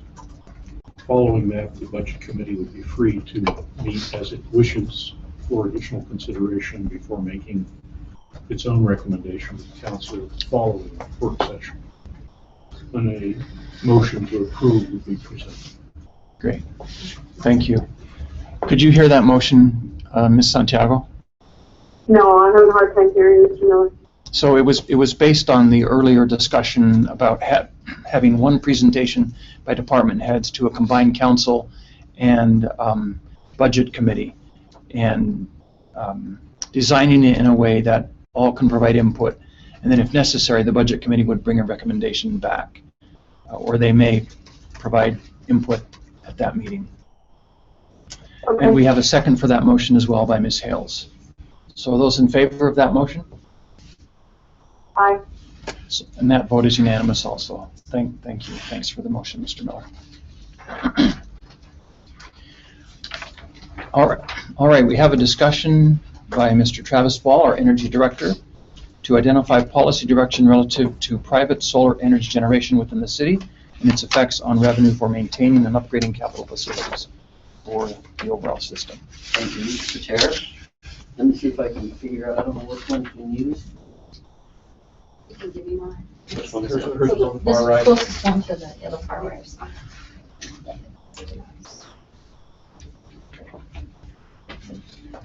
I'll just.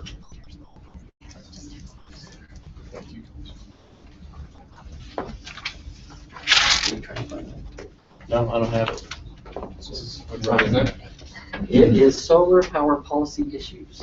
All the way to the bottom. Thank you. Hard to see. I can barely see it. And I'm just glad I'm not going over fees today, so. Oh, you'll get your turn. Yes, I'll get my turn. And this is kind of an interesting subject. It's something that's out, it's not just in Provo, it's throughout the country. And so I don't have any recommendations.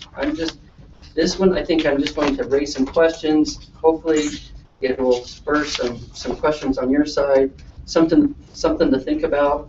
I think we want to come up with a good policy. So I want to just tell you the issue, kind of show you what, from my perspective, from a utility perspective, how we feel about these solar issues, and then we will discuss this through the next 3 months. So I'm hoping that's where we go on this.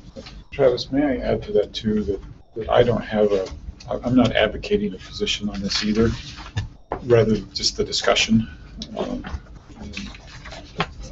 feel that it's important to kind of send some signals out in the community if the council is thinking about any changes to fees based upon this discussion. That would be the most important thing to me.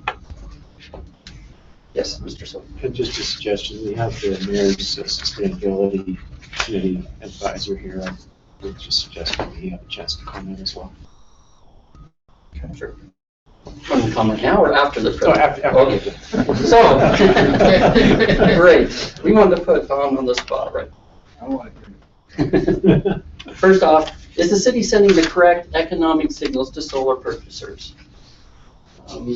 Does our code allow solar users to sign power purchase agreements with solar panel providers? Can residents of Provo disconnect from the grid? Do we allow that to happen? Those are some issues that have been brought up recently. I've had 2 customers say they just want to get off the grid. Is that something that we allow? And like I said, it's happening throughout the country. So I pulled up some headlines. I'll just read a few of them from the Wall Street Journal. Adjusting power grids to work with this sort of intermittent behavior, solar, wind, is one of the biggest challenges to further growth in solar for this one. From a utility side, myth, rooftop solar provides power when APS and its customers need it most.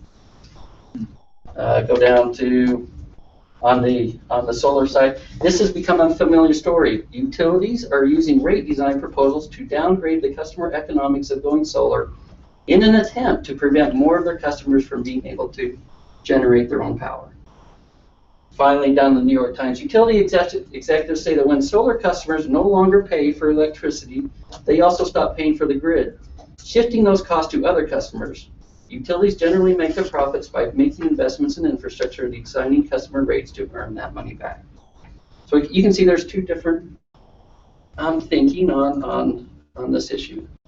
So for the agenda today, I thought I'd talk about where Provo sits today, kind of where we get our power, what are we looking at in the future, rooftop solar, rates, how do we do a rate design, the city code, and some of the city projects that we're looking at in the future for solar. So this is kind of a graph of what happened on our peak day. This is the first time in years that we peaked, by the way, in June. If you can remember, June was a very hot month. I mean, we had like 5 days in the hundreds. And unfortunately, we raised rates right now. And they think that right after this month, and they thought that it was because our rate increased why so much. But it was really because everybody used a lot of energy. But on June 29, 2015, we peaked at 183 megawatts. Previous to this, our all-time peak was 181. So this is our all-time peak. If you look at how we line up the resources, and this is how the resources are cut on an average for the fiscal year 2014. So I just took an average to show you where we get most of our power. But on this day, we were getting about 27% from hydropower. Hydropower is our crisp resource that we get. Western replacement was all hydro, and Deer Creek, we have ownership of that with 1%. So just on this day, we had about 28% of our power was coming from a renewable resource, which is pretty impressive if you think about our utility. You always hear from people that we get all our power from coal. That's just not fact. Most of our 25% of our power comes from a renewable resource, and on this day it was even a little bit higher. Now these are our resources that are coal related. Now DGT, Bonanza, Hunter 1 and Hunter 2. We own 2 of these resources, Bonanza and Hunter 1, 7% in the Bonanza power plant, 6% in the Hunter 1 of that shaft. And then we have a Deseret contract where we get DGT, Bonanza, and the Hunter 2. Those are our coal resources, and those come up to about 49%. The rest of our power come from, this is our Pacific long-term contract, the market, our engines at the downtown plant. Most of that is probably, I'd say, a gas resource. These are newer resources, and so they've kind of, you can't build coal. These are kind of our gas resources that we get on contract, which kind of shows on the contract over here. So it's interesting that we do get a significant portion from renewable resources today. Now to go to our solar, our rooftop solar, we have 74 customers now that are on that have their own solar. by the end of the year, we figure that'll be up to about 90. We have about 436 kilowatt of capacity installed, and by the end of the year, it'll be about 554. So you can see it's starting to increase pretty quickly. This is where it kind of gets a little bit in the technical portion, and so if I skip over something and you want me to explain a little bit, just let me know. But this is a curve that a normal residential customer use. So if you see over here around between 6 and 8 o'clock, residential customers normally peak. This is the curve for a solar customer. This is what they produce. So they start coming on about 6:37. They peak, they have a peak between 11 and 2 o'clock, and then they start coming down, and by 7 o'clock at evening, they pretty well dropped off. So this is a typical summertime peak. As you notice, there's a time that they're putting power on the grid, and there's a time that they're taking it from the grid. But there's only 2 times that they're actually matched, and those are for milliseconds, basically when it goes across this line. So when you hear, I want solar so I can get off the grid, they're always using the grid. They're not getting off the grid because they're either putting power on the grid or taking power from the grid. So that's important to know. And normally a solar customer peaks, their production is at a different time than when their load is peaking, which is around 5, 6, 7 o'clock, which is important to understand.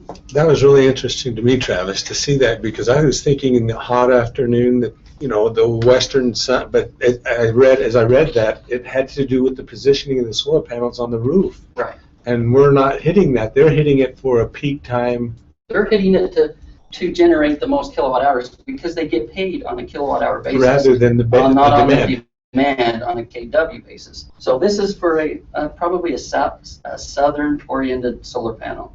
You can change the orientation of the panels to a more westerly, and it would shift this over a little bit, obviously. It would shift this curve, which could shape this peak a little bit better.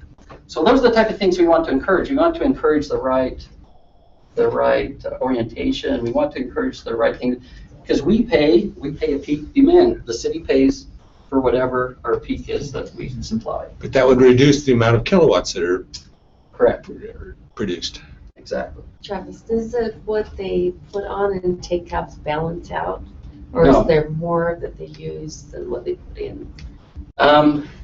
Yeah, in the city, you want to use more from the utility. You don't want to put too many, because then you're putting out more here. You're not getting the benefit. So as a solar provider, you would size it to take care of your load. You don't want to produce more because it's not economic.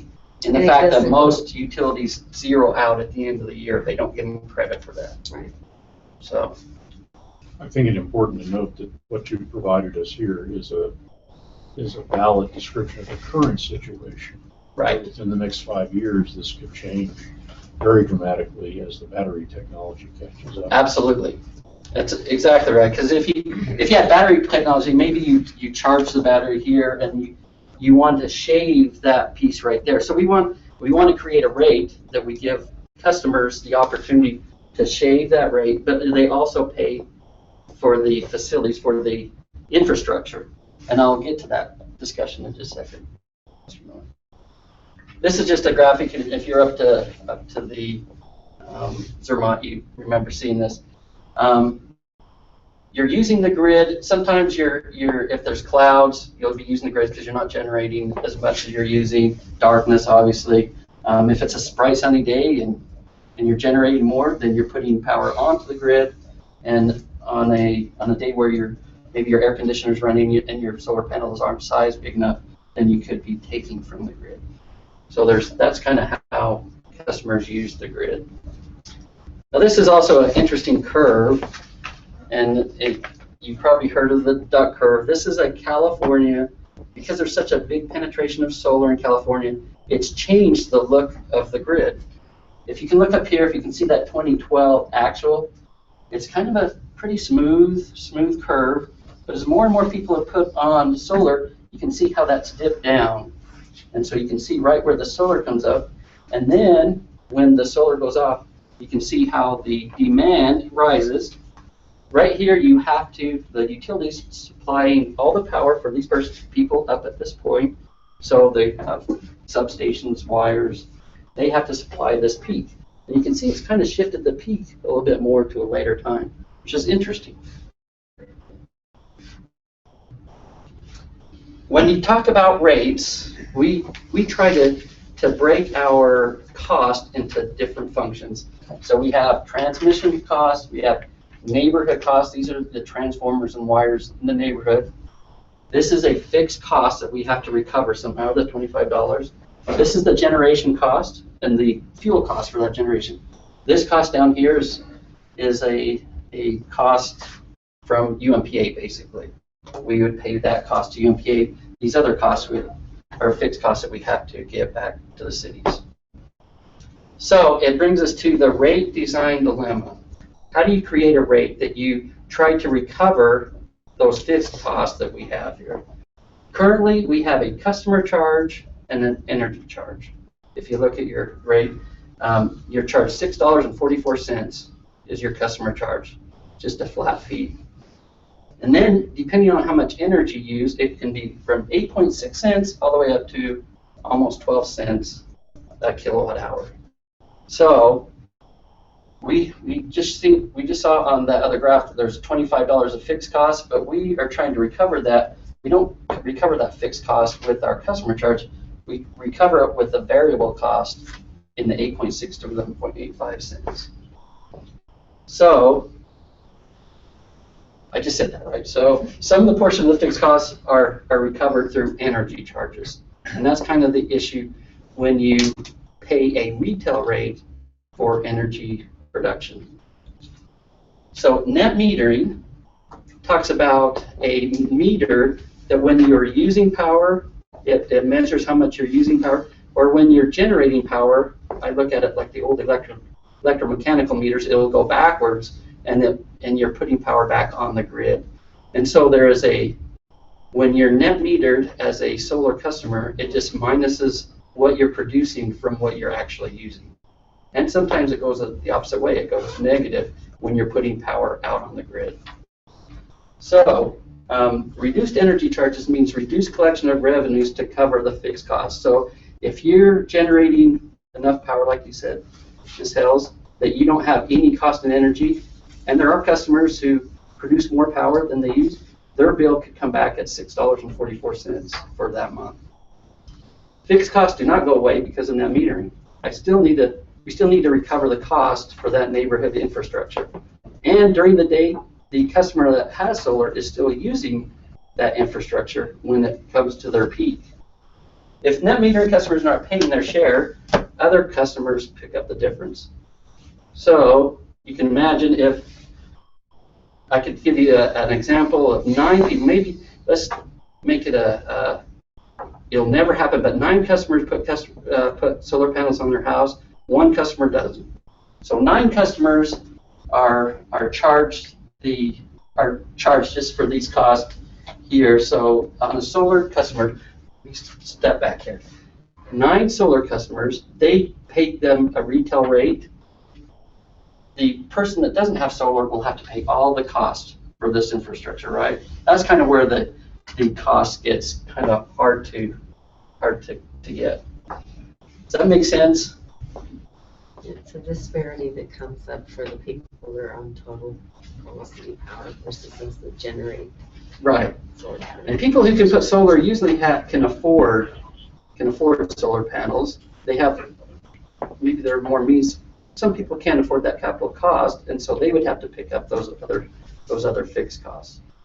When it's Mr. Ball? Yes. Is there a way that they could, so someone who was producing more solar than they needed, and they're putting it back on the grid, is there a way to sell that to other cities to recoup some of that cost, or is it just a wash? Do we just always lose money when people are producing more solar, losing money through wear and tear on our infrastructure? Or is there a way to capture that solar and sell it to another city to recoup some of that cost? Is there any way to do that? Well, what happens is when there's more energy created, then you have to back up off some of your other resources. So that Okay, energy you will can't be, just distribute it somewhere else. You have to actually back off what we're producing. right. And so you'll back off a natural gas resource or a contract, and so it'll be used in that area. So when they're generating more, if you remember that duck curve, some of the other resources, like a firm resource, would be backed off to let that resource that's generated go into that neighborhood, basically. Okay, so when we buy and sell power on the grid, how do we do that? If we can buy and sell other types of power on the grid, but we can't buy and sell solar? You can buy and sell solar. You just have to back off other resources. So if you have a resource that's available and other people want to buy it during that time, you could sell that resource. Is that what you mean? But it's only if people are looking for solar and they really wanted solar, the only opportunity that we would have to sell that Right. without backing off our own resources. It's kind of interesting. There's renewable energy credits, yes. Kim, can I try a hypothetical that I think might get to your question? Is hypothetically, you now have 9 out of 10 with solar. Right. And so they're generating so much solar that you back down to 0 on all of your sources, and there's still extra solar. Can you sell that? Yes, if there's a market for it. And so, Kim, I think that's the point is, if it's a time of day when everybody is backing off, if they do sell it, it's going to be for tiny amounts. There was actually a period of time, a little over a year ago, when Washington State was paying people to take power because of the hydro up there. And it's so much hydro, they've actually paid people to take it. So I think the answer is it depends on the market conditions. Absolutely. And on top of that, it's UMPA that sells it, not Provo City, which adds to the complexity. And there's a little bit of an infrastructure question, right, as well, because then you've got to ramp that energy back up to be ready for distribution rather than for consumption. Right, and solar, it drops off very quickly, so when the solar starts dropping off, you have to ramp up another generating source to accommodate the load at that time, which is most of the time those ramping resources are more expensive. 2 hours prior, is that correct? You have to keep the engines running so that they're ready to go full power once the solar shuts down, is that correct? Yes, you have what they call spinning reserves, which is a cost of intermittent resources. It's a lot more stringent now that you have a percentage of your load is spinning at all times to cover those costs or cover those energy needs. So if I could maybe interject, the reason I felt like this was an important discussion is in today's world when we have 90 customers on solar out of 35,000, this is almost immaterial, right? Who cares? But if we wait until we have 10,000 solar customers and then make a policy change, these 10,000 people have purchased solar assuming that they're going to pay $6.44 and made their financial decision based on that. And if we really think that once we get 10,000, we're not going to charge that, I would like to send the signal to those people buying solar so they make that decision knowing that that's the case. To me, that's the important discussion here, is looking down ahead and saying, okay, if we think we could change that, if there are 5,000 or 3,000 or 10,000, let's let them know before they buy solar. Do I understand correctly? Well, first of all, let me say I do understand that there's cost not paid by the roof solar customer. But I also, my question is it also the case that these roof solar customer produces an adverse effect on the infrastructure? At a certain point it does. If you think about that duck curve, when you're ramping up, because it used to be a pretty smooth curve, it was easy to ramp up and ramp down sources. But when you have a cloud that comes over, you need to ramp up resources very quickly. Those ramping resources are a more expensive resource. And so that does increase the cost for the utility in a way. So it would take a lot of solar customers to do that. I'm just talking very locally. Right down to the meter, smacking reports. Running it both directions. Somebody told us, I think it was it in Hebrew they told us that it's hard on the equipment. to send it backwards. With the switching circuitry. Where's it? I wouldn't, Has a shorter lifespan and I wouldn't say there's a adverse, not significant. What does happen is if you have too much generation, so you oversize your panels and you create more energy than what it uses, then you'd have the opportunity to burn up the wires going back onto the grid. So the actual relaying and things, I wouldn't see that there would be a problem. Travis, I'm certainly not the technical expert. I think you and I dealt with this before with one of the federal agencies that wanted to put on where there's a risk of that happening. It's not necessarily automatically happens. And so one of the ways we addressed in that particular situation was we addressed the risk by forcing them in the agreement to agree to install all the things that were necessary to lower the risk. Right. Is that right? So if they generated more, then they would have to upgrade their facilities to handle that generation. So is there like an average forecast for each house, how much it costs to transfer the solar panels on houses? What is the average investment? The cost for solar panels have been decreasing so rapidly recently. I mean, I think when 10 years ago it was $10 per kW, I think last year you're probably around $3 per kW for installing solar panels. And I've even heard in 2 years they figured that solar panels would be down less than $1 per kilowatt. And that's really good. I mean, you have some experts here. Don has a solar. Mr. Miller has a solar. My question, we have the tri-area where the power is generated that the city brings in. Would another break it into quarters and have solar power be a fourth of the power generated for the city, or is that just future land or what? If everybody went to solar, yes, I could see a significant portion of our load being supplied by solar If the at a cost certain time. continues to drop, that might be beneficial for Sure. the city. Sure.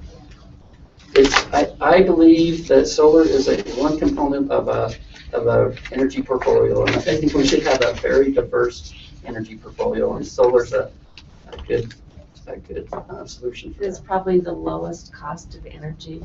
Is it not there yet? It's not there yet, but with some of the subsidies, the government subsidy 30% of your installation you get back from the federal government, so it does make it very economical. Mm-hmm.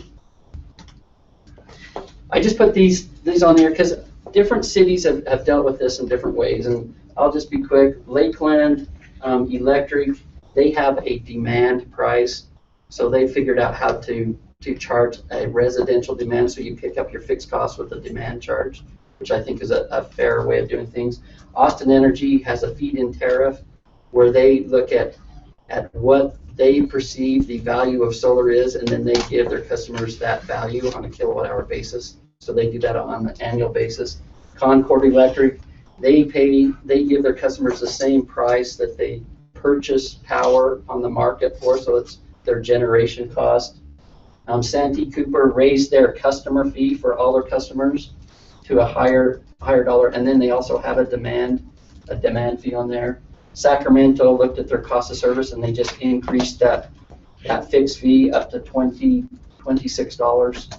So, there's ramifications of all these decisions. So, like Sacramento, if we went back and we said we want to raise our fixed fee to cover that $25 cost, that might be good for some people, but if you're on a fixed income and you're using a swamp cooler and your cost of power right now is $30 a month, and then you put this charge on, that could increase somebody significantly. So each decision on how we implement this, there's going to be winners and losers. What we want to do is make it fair. We want to make sure that the people who do purchase solar in the future do it with the right signals, and we're recovering our fixed costs, but we're not subsidizing classes. That's kind of what the goal for this is.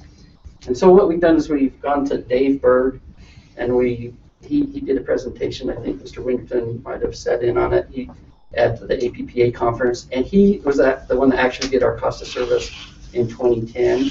And so we've hired him to come back and update our cost of service and make sure that we know exactly where our costs are, so we get a revenue requirement and we can be fair on what we try to get back on a fixed charge or a demand charge, or however you as a council decide you want to make that rate. We're hoping to have the study done for October for our energy board. We want to get a recommendation from them, and then hopefully later this year we'll bring it to you as a council with the recommendation. Our Provo City Code has some interesting things in it.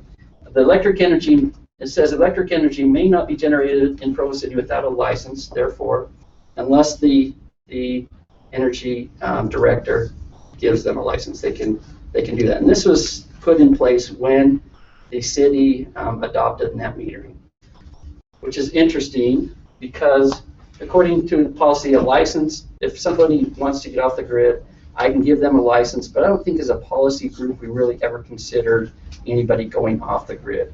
Is it a good idea for someone to go off the grid and maybe use batteries and the generator? Because you're not going to cover all of your load with solar and batteries if you want to run an air conditioner. You're also going to have a generator, some sort of natural gas or gas generator. You can imagine on a neighborhood if several people want to go off the grid and you have 10, 15 generators, it's like an RV park, right? How do you sleep if the generators run all the time? You know, there's some issues there. I think there's some air quality issues because, frankly, some of the home generators don't have the pollution controls that a big generator would have in today's world.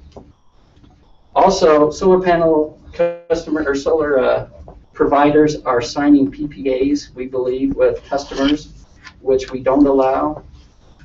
And it makes it a little tough if a solar provider, if you sign a power purchase agreement with a solar provider, they become a utility in effect. And what if there's a dispute between them? You, essentially as a council, become the Public Service Commission and would have to take care of disputes, and we don't really want to get into that type of situation. Finally, we do know that there is a pushback from solar providers because when they go out to sell, they want to make sure that they get the full retail price. They're promising the customers that they're going to be paid that highest rate, that 11 cents that we charge a customer. That's what you're going to get the value for if you put the generation up, 11 to 12 cents. But with that, we are in favor of solar. In fact, like I said, it's one portion of the portfolio. And in our new facility, we're putting up 150 kW to 300 kW just for our facility. And we're trying to do a community solar where we'll let others have the opportunity to buy some of those panels who may not have the opportunity to put on their home. We have a lot of students and people like that can't put a solar panel on their house. So we want to provide that option for other communities. In addition to solar panels, we do have Renew Choice, and so we encourage anybody that can't put solar panels or doesn't have the money to sign up for Renew Choice, and that helps purchase wind and solar. And I know some of you here have done that. We appreciate that. Is there any questions? Our new meters that we're looking at getting, do they have the capability of finding certain times so that we could balance some demand things? I know that we're working on getting those throughout the city, just kind of starting at a certain area right now. We made sure that every meter that we were putting on a residential customer will be able to do a demand. So we could do demand energy on every customer in the city of Provo. And you'll have a 15-minute cycle, so you can see what your load is every 15 minutes. So we'll know if we're using more expensive power. Absolutely. That will allow us to do time of use rates. There's a lot of capability with the new meter system that we're putting in. And frankly, that's why it's installed. So we'll be able to give customers more information, and we'll be able to give them the right economic signals of price. Right there off the back of their sunglasses. I just have to issue a caution that it should anyone ever invest to put the panels on the roof, there is a powerful seductive effect standing at the meter and watching it run backwards. Absolutely. That's a caution. Buyer beware. It is kind of nice though, and frankly, right now you're getting a really good deal. Really good. Travis, Ms. Hales? with the solar panels, is the sun the same everywhere? Are there more like California, is it more sun and more power generated? Absolutely, it's different in every location in the state. As you can imagine, it's a bit closer to the equator. It even matters how close you are on your time zone, where your people. So if you're on the eastern portion of your time zone, you get that earlier or later if you're on the western side of it. So, and it matters how the panels are oriented, whether they have the right angle on the orientation, or whether they're south facing or west facing. I saw one up on Carterville Road that's east facing. I can imagine that creates a lot of kilowatt hours, but Usually that's southwest. yes, panels. southwest would be. That's what we want to encourage as a utility in Southwest to pick up some of the peak, but also generate kilowatt hours. And I think we can do that with a good rate design. So the new member agreement with the member cities and UMPA allows, is it for 6% of, is it 5%? So if I'm understanding that correctly, we can go from about 0.08% up to 5% before we start running into a conflict with UMPA. Is that correct? And you can, as a board, go up to 10%. If the board, the UMPA board, not Yeah, the board, right. approves it. And we have some questions for you on that. Okay. Go ahead. I was gonna say, Travis and I are exchanging glances because we just had a meeting last week where we looked at the agreement, and one thing we noticed for the first time is the way it's currently drafted, it even says that the 5% is with board approval. And it's not an automatic 5%. So we need to So work that's on that, something but we it need is to address. something we need to think about if we're 0.08% and the prices are continuing to come down. Is that going to be a problem where we're bumping up against that before we know it? Well, Travis, thank you. A helpful presentation. And so in October, you say that's about the time frame for? I would say November. We'd like to take it to the power board, get their input, and then Okay. make sure we're on the right path. And then in November, December, hopefully we'll bring forth some recommendations and some options. Great. That'll be helpful. If you have time to hang around for a few minutes, Travis, we have one more presentation, then our energy director, our sustainability committee director, Don Jarvis, will present, and we'd love to hear some input and feedback from him relative to this. Great. If you have a few minutes to stay back. Great. Thank you again.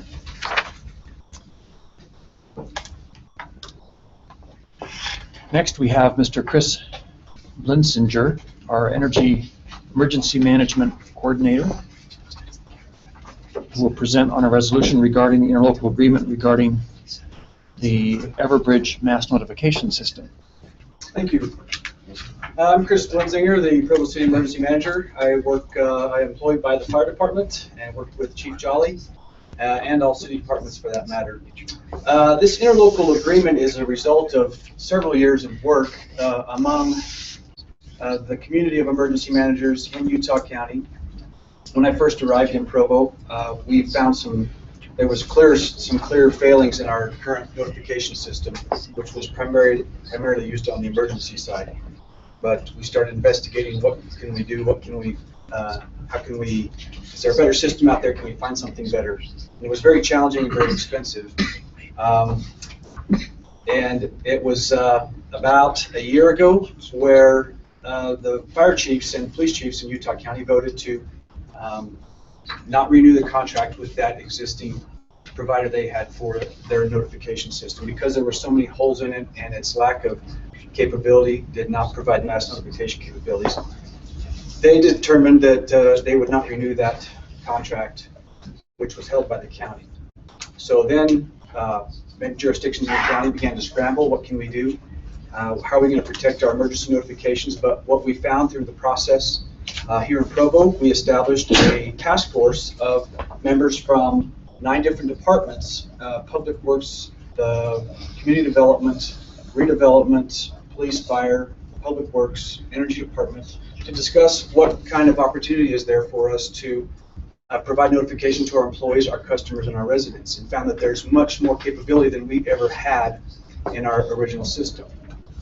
So several months ago, Utah County commissioners got involved and got excited about this and determined that they would like to see the entire county work together to get some price benefit from that, but also be able to connect us together through notification capabilities. And Commissioner Ellerson was the charge of that, and they basically adopted to purchase the system for the county with the idea that each jurisdiction would buy into that for the price benefit.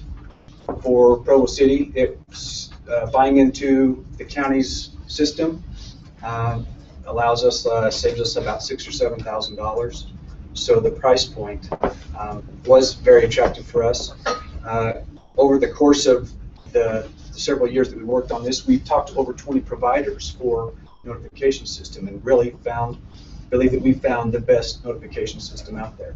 This interlocal agreement is the result of all of that work, which means that Provo has agreed to work with the county, and we will accept part of that financial cost for this notification system and give us the notification capability.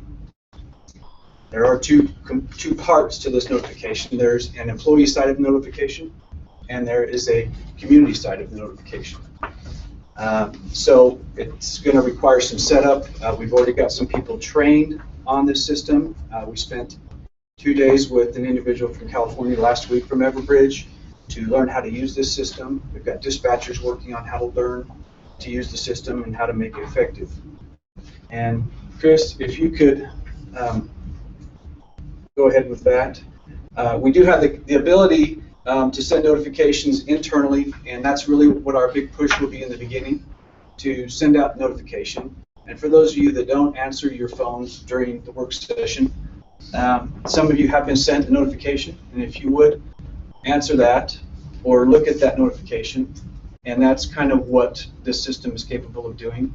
We can send it by title, by department, by small organization, such as in council.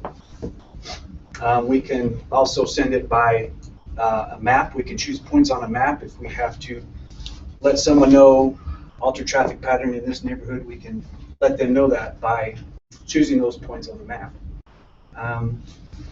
There's many things. I don't think we know the full potential of this notification capability, but in working with those members of the different departments on the task force, we really discovered what this is going to do for us in terms of the capability to notify.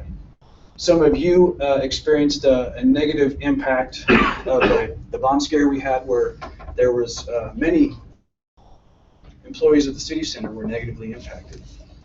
There was some confusion for folks in different parts of the city center. Is it clear? Where do we go? Do we run? Do we hide? Do we fight? Do we evacuate?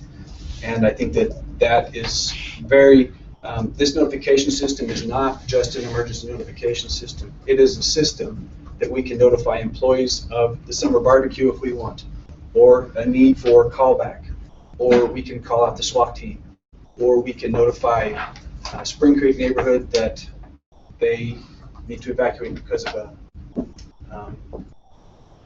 what did we have down there, Dave? Gas leak several years ago. But we can also send out softball signups for people who subscribe to those notifications. We can also use that through the potential for Public Works to send out shut-off notices so that we don't have to send an employee out there to collect a check from the individual that needs to be shut off. We can send out those notices as a reminder the day of or the day before. So there's many aspects of this notification, and I believe that it is a great benefit, and I appreciate that making it to the budget this year, because I think that the capability it provides us. We have many large events in the city that can also benefit us for notification. There's also one component of this, which is our mass notification piece, and it's called the Integrated Public Awareness Warning System, which allows us, in our city, we're fortunate to have a lot of visitors, whether it's through football games or education week or conferences. We have folks who would not likely be subscribed to our system. And if there is an emergency, and IPAWS, Integrated Public Awareness Warning System, is for emergencies only, and that is an agreement we have with FEMA to send out these notices, and they utilize the cell phone towers. And if you're visiting in this town and we send out a notice, you'll get that notice on your phone as to what's going on, which I think is another great capability of that notification system. There's a lot of parts to it. I've talked kind of fast. but the interlocal agreement is going to provide us the ability to buy into that with the county. Provo will maintain its own organization, and we control our own information and our own notification capabilities. We'll have our users and those folks that can send the notifications, but we are part of a larger group in Utah County. With that, have any questions? Yes, ma'am. It sounds like it's an answer to every communication problem in the city and county. Everything ever. All the notices can go out for like people finding out about their streets changing or that are going to be trenched or anything that's going to happen. It's going to be used that efficiently. Yes, now here's the asterisk. Okay. Training Right. on the part of our staff and used by the residents. And is that fair, Chris? That is fair. Another part of this, which I just learned about this last week, is that it's called a conference bridge, and you can put up to 96 people on a conference. We've talked about this with the mayor before. If we have an incident going on and we're in different parts of the city, state, or country, we can use this system to call in a conference bridge. And the first caller's on hold till the next person joins, and after that, you can conference call through this system, and you can manage that through a cell phone. Did everybody get the notification? Yes. It works pretty quick, which is nice. So it removes pretty much antiquated communication, replaces it and brings it into the. Yeah, and another way to look at this is, I think one of my biggest fears is that we would have an emergency in the city, and in hindsight, we would look back and say we could have handled that better. And this is a huge component of being able to look back and say, no, we were on it, we did the best that we could in that scenario. And without this, I don't know how we get there. I'd be concerned a little bit with that on that. I'm using it for everyday things. So residents opt in. Chris, tell me if I'm wrong. So if it's That's like, correct. for instance, we're not going to send a softball sign up unless you have actually said when you go to Parks and Rec that you want to be on our softball list. We'll save the emergencies for true emergencies where we would be sending out unsolicited Which messages. spares many of the privacy issues. Correct. Would otherwise be there. Correct. Now, because this is a county project, they gave us the decision. Do you want to have a Provo Notify website sign up, or do you want to have a Utah County? And discussing with the individuals in that meeting, it's in our best interest to market that to our public as our notification sign up. And it's going to be the same link for everyone in the county. And when you go to that site, you pull up Provo and you register for your preferences on what kind of notifications you want. That way, people visiting here from Spanish Fork can see that, sign up for it. And if our folks are at Fiesta Days, they can see that and they can sign up for it and still access Provo signups, which I think is a great benefit to us. The other question, there's no way that it's going to get overloaded if everybody's total capacity can cover everything you could imagine. To say there's no way and to say that it will always be there and nothing, it's not a, I've learned that nothing is permanent and forever. Okay. And maybe many of us have decided next upgrade that. But yes, it is, the capability of the amount of notifications that it sends is more contingent on the capacity of our local phone company than it is the system itself.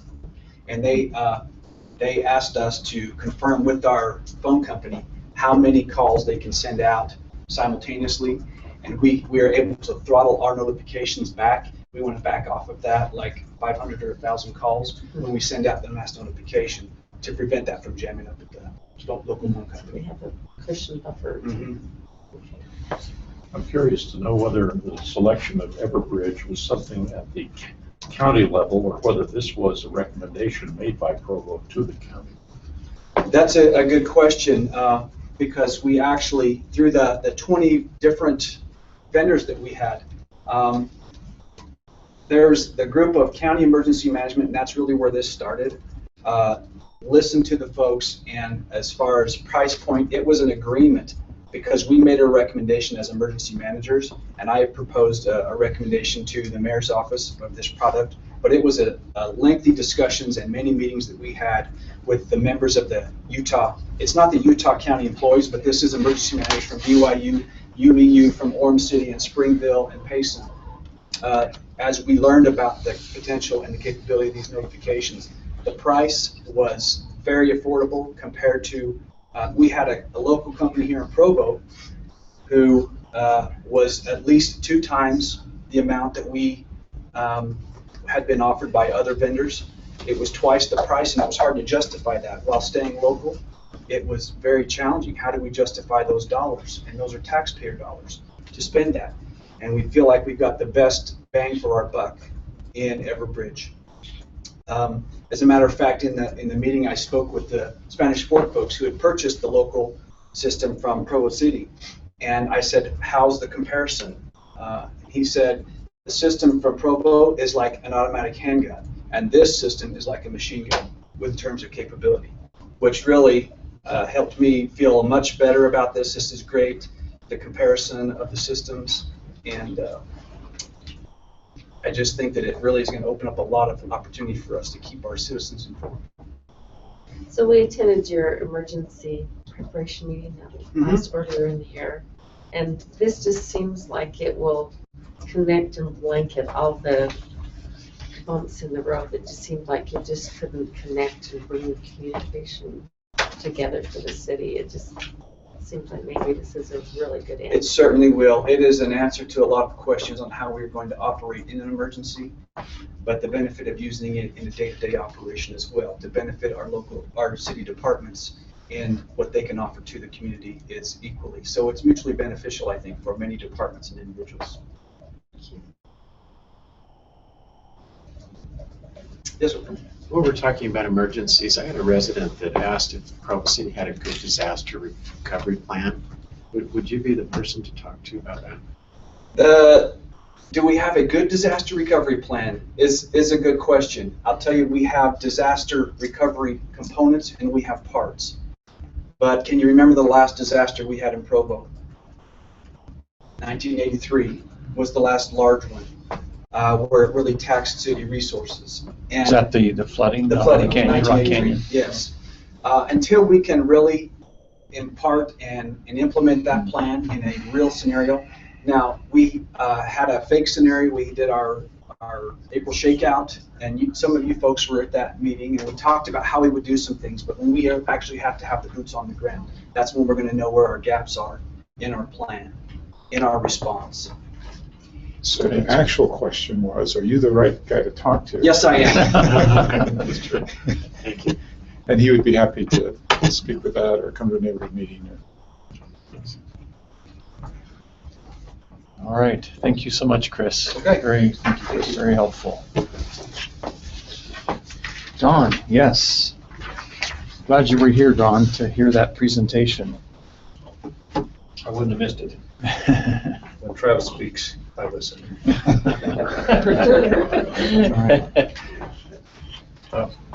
I admire you being able to sit through all this data. These are big decisions that you have to make. I'm sure I can do that. One thing I really do appreciate on this issue of the looking at net metering, I like what Provo City does and there's leadership, always looking ahead. And when you look ahead, you just make smarter decisions than if you just kind of back into things. I would like to explain something that you're probably smarter than I am, but I sat through several meetings of the power board before I figured out what the heck Travis was talking about when he's talking about demand charges. And I finally figured out it meant variability. You know, if there's a great variation, then it makes things difficult for Travis and his guys, and you need to charge people. And they already charge. Correct me if I'm wrong, Travis, the commercial customers, they already have built in demand charges, and there's variability charges, and they're trying to get them to smooth out their variability. Am I right on that? You're right. You want to get a customer that has a flat, flat low profile. The actual demand charge is the highest peak you hit in a month. Yeah. So it's a point in time where you hit the highest peak. So if you normally use 8 kW, but sometime during the month you use 10 kW, you'll be charged on the 10 kW peak demand. And the energy is all the area underneath the curve. That's all the kilowatt hours underneath the curve. So anyway, I think it makes sense to think about variability in demand, and I realize that many of us who have solar power are increasing Travis's headaches by increasing that duck curve. And it does make sense to think about a variability surcharge. And there are issues of fairness. I don't think I'm rich, and I don't think Al Miller's rich, but on the other hand, we have more money than some people do, and so I say we need to think about fairness issues. And one thing about starting to assess demand, giving an extra charge for demand would increase the number of people who have battery backup and would start to smoothing that out. And it would increase the number of west-facing solar panels to smooth out things and make it be more useful for the grid. And so there are some real reasons to think about the surcharge for net metering, whether it's a demand variability surcharge or some of these other schemes that make some sense. However, there are some problems with the demand surcharge, and I think we need to keep them in mind, which Travis understandably was reluctant to mention. One of them is that it contradicts Utah's official policy to increase renewable energy.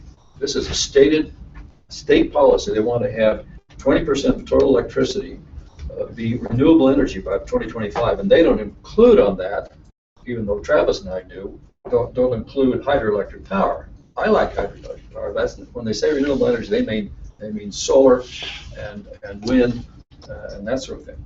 So this is a state policy, and so if we put on a surcharge on solar, then we're contradicting in some ways an official policy, or it makes it harder to get that policy. It also contradicts Provo City, Provo Power's policy of reducing total demand for electricity. Do we have a policy? Yeah, we do. We have tiered pricing to cut total demand. We have subsidized energy audits. That's great. We have rebates for energy efficient appliances. So we want to push down the total demand, and yet now here solar is pushing down total demand, and yet we want to, put some price on it. Maybe it's right, but it is a little bit against a general policy. And it also contradicts Provo Power's policy of treating customers equitably, regardless of how little power they use. If some widow has, turns off all her lights, we're going to charge her more because she uses very little electricity, and maybe her demand goes up and down.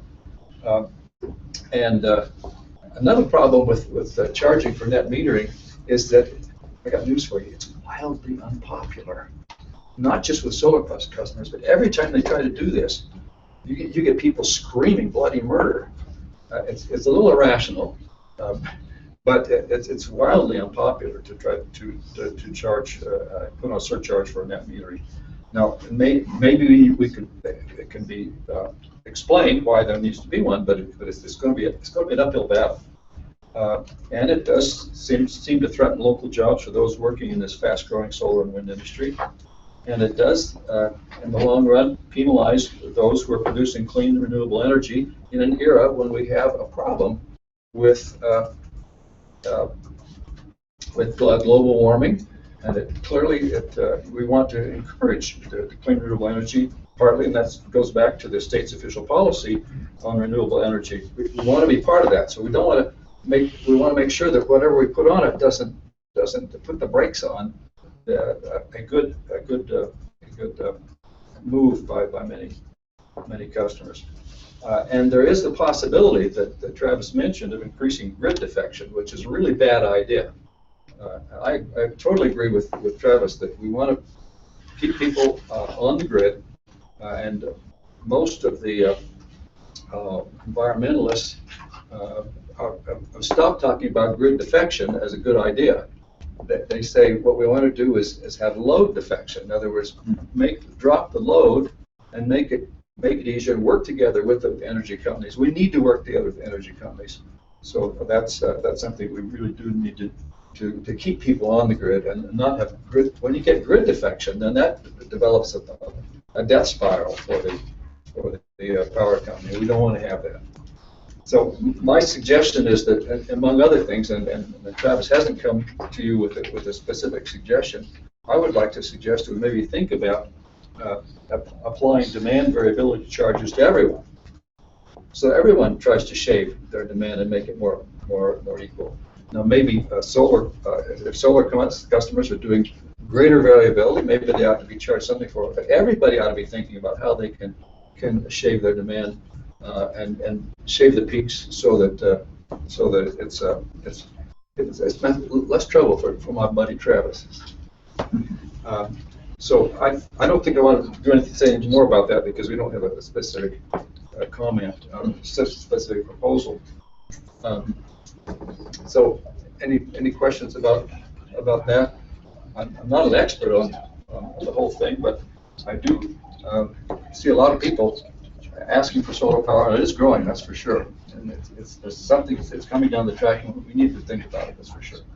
Well, you know more than we do, Don, and you're a good expert in this area and have some good input and feedback on that. Let's shift gears now to the Sustainability Committee broadly, and we have done an interesting little outreach project. You know, Mayor Curtis, when he set up the committee, said you not only want to sit around the tables and think about green things, but you need to get the word out to the public. And so we've been trying to do that, and that is something we did on the 3rd of July, rooftop concerts. We had the Sustainability Committee was there, and Mayor Curtis gave us some of his cool T-shirts that his design guys produced, and there was this huge demand for these T-shirts, and we made them before they got a free T-shirt. They had to sign up for the Clear the Air Challenge, and they just couldn't sign fast enough. We had hundreds and hundreds of people sign up for Clear the Air Challenge. Whether they ever participated, Mayor, I'm not sure. Signed up, but they signed up. So anyway, that was fun. And the other item of small item of news is that we're working with a Salt Lake City-based group called Breathe Utah on our annual air quality campaign with the Provo School District, and we'll be giving you more things on that. Let's see. What did this bring up here? Let's go right on. Yeah, let's go back to Banner Bank Building number 2. Okay, can we go back to that? Okay, Banner Bank number 2. I want to talk today. We need to talk about building energy efficient buildings. I've harangued you and nagged about air quality, and we talked mostly about vehicles. And I'll be back to nag some more, but buildings are a huge part of our air quality problem because, can you stop it? So we want to start from the first. Okay, you stop it right there. That's okay, because right the very first of it is not terribly important. I'm trying to stop it, but I don't see it. Lower left, lower left. You probably can't see it because the podium's in the way. Right there. Right there. That's a good place. Okay. Buildings last a lot longer than your cars. Building lasts for maybe 100 years. Some houses last for 100 years. We have a member of our sustainability committee who's in a 100-year-old house. So we need to think about increasing the energy efficiency of our buildings.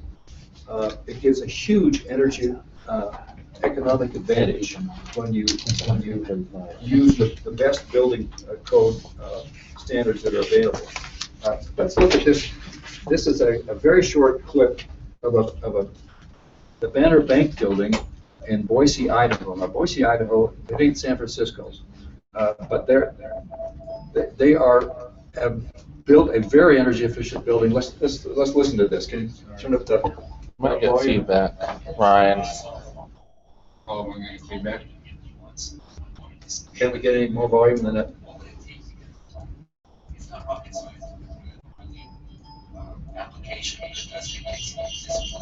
Yeah, we're probably going to get feedback from the video. It's one of the kinks we haven't worked out. So, we're not going to be able to do this. Okay. Well, anyway, this is I'll summarize for it. Well, what you can do, turn off the sound and play forward. And there's some good visuals on it. He basically points out that the value of a piece of real estate is not just in order to make money. And Kate, I want his opinion here because he does this for a living. It's not just how much it costs to build. It's also how much it costs to run afterwards. And you can, if you have an energy efficient building, you can sell it for more if people know it's an energy efficient building. And here he's talking about you have the cost of building the building less their expenses. And anyway, they built this Banner Bank building. They did it to LEED Platinum standards.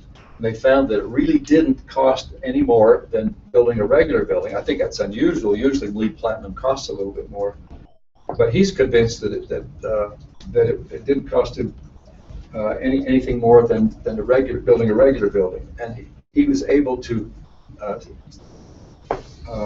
sell it for much higher price, and he was also able to have residents just wanted to stay in it because it was so much superior, and they were able to pay less expensive energy costs there.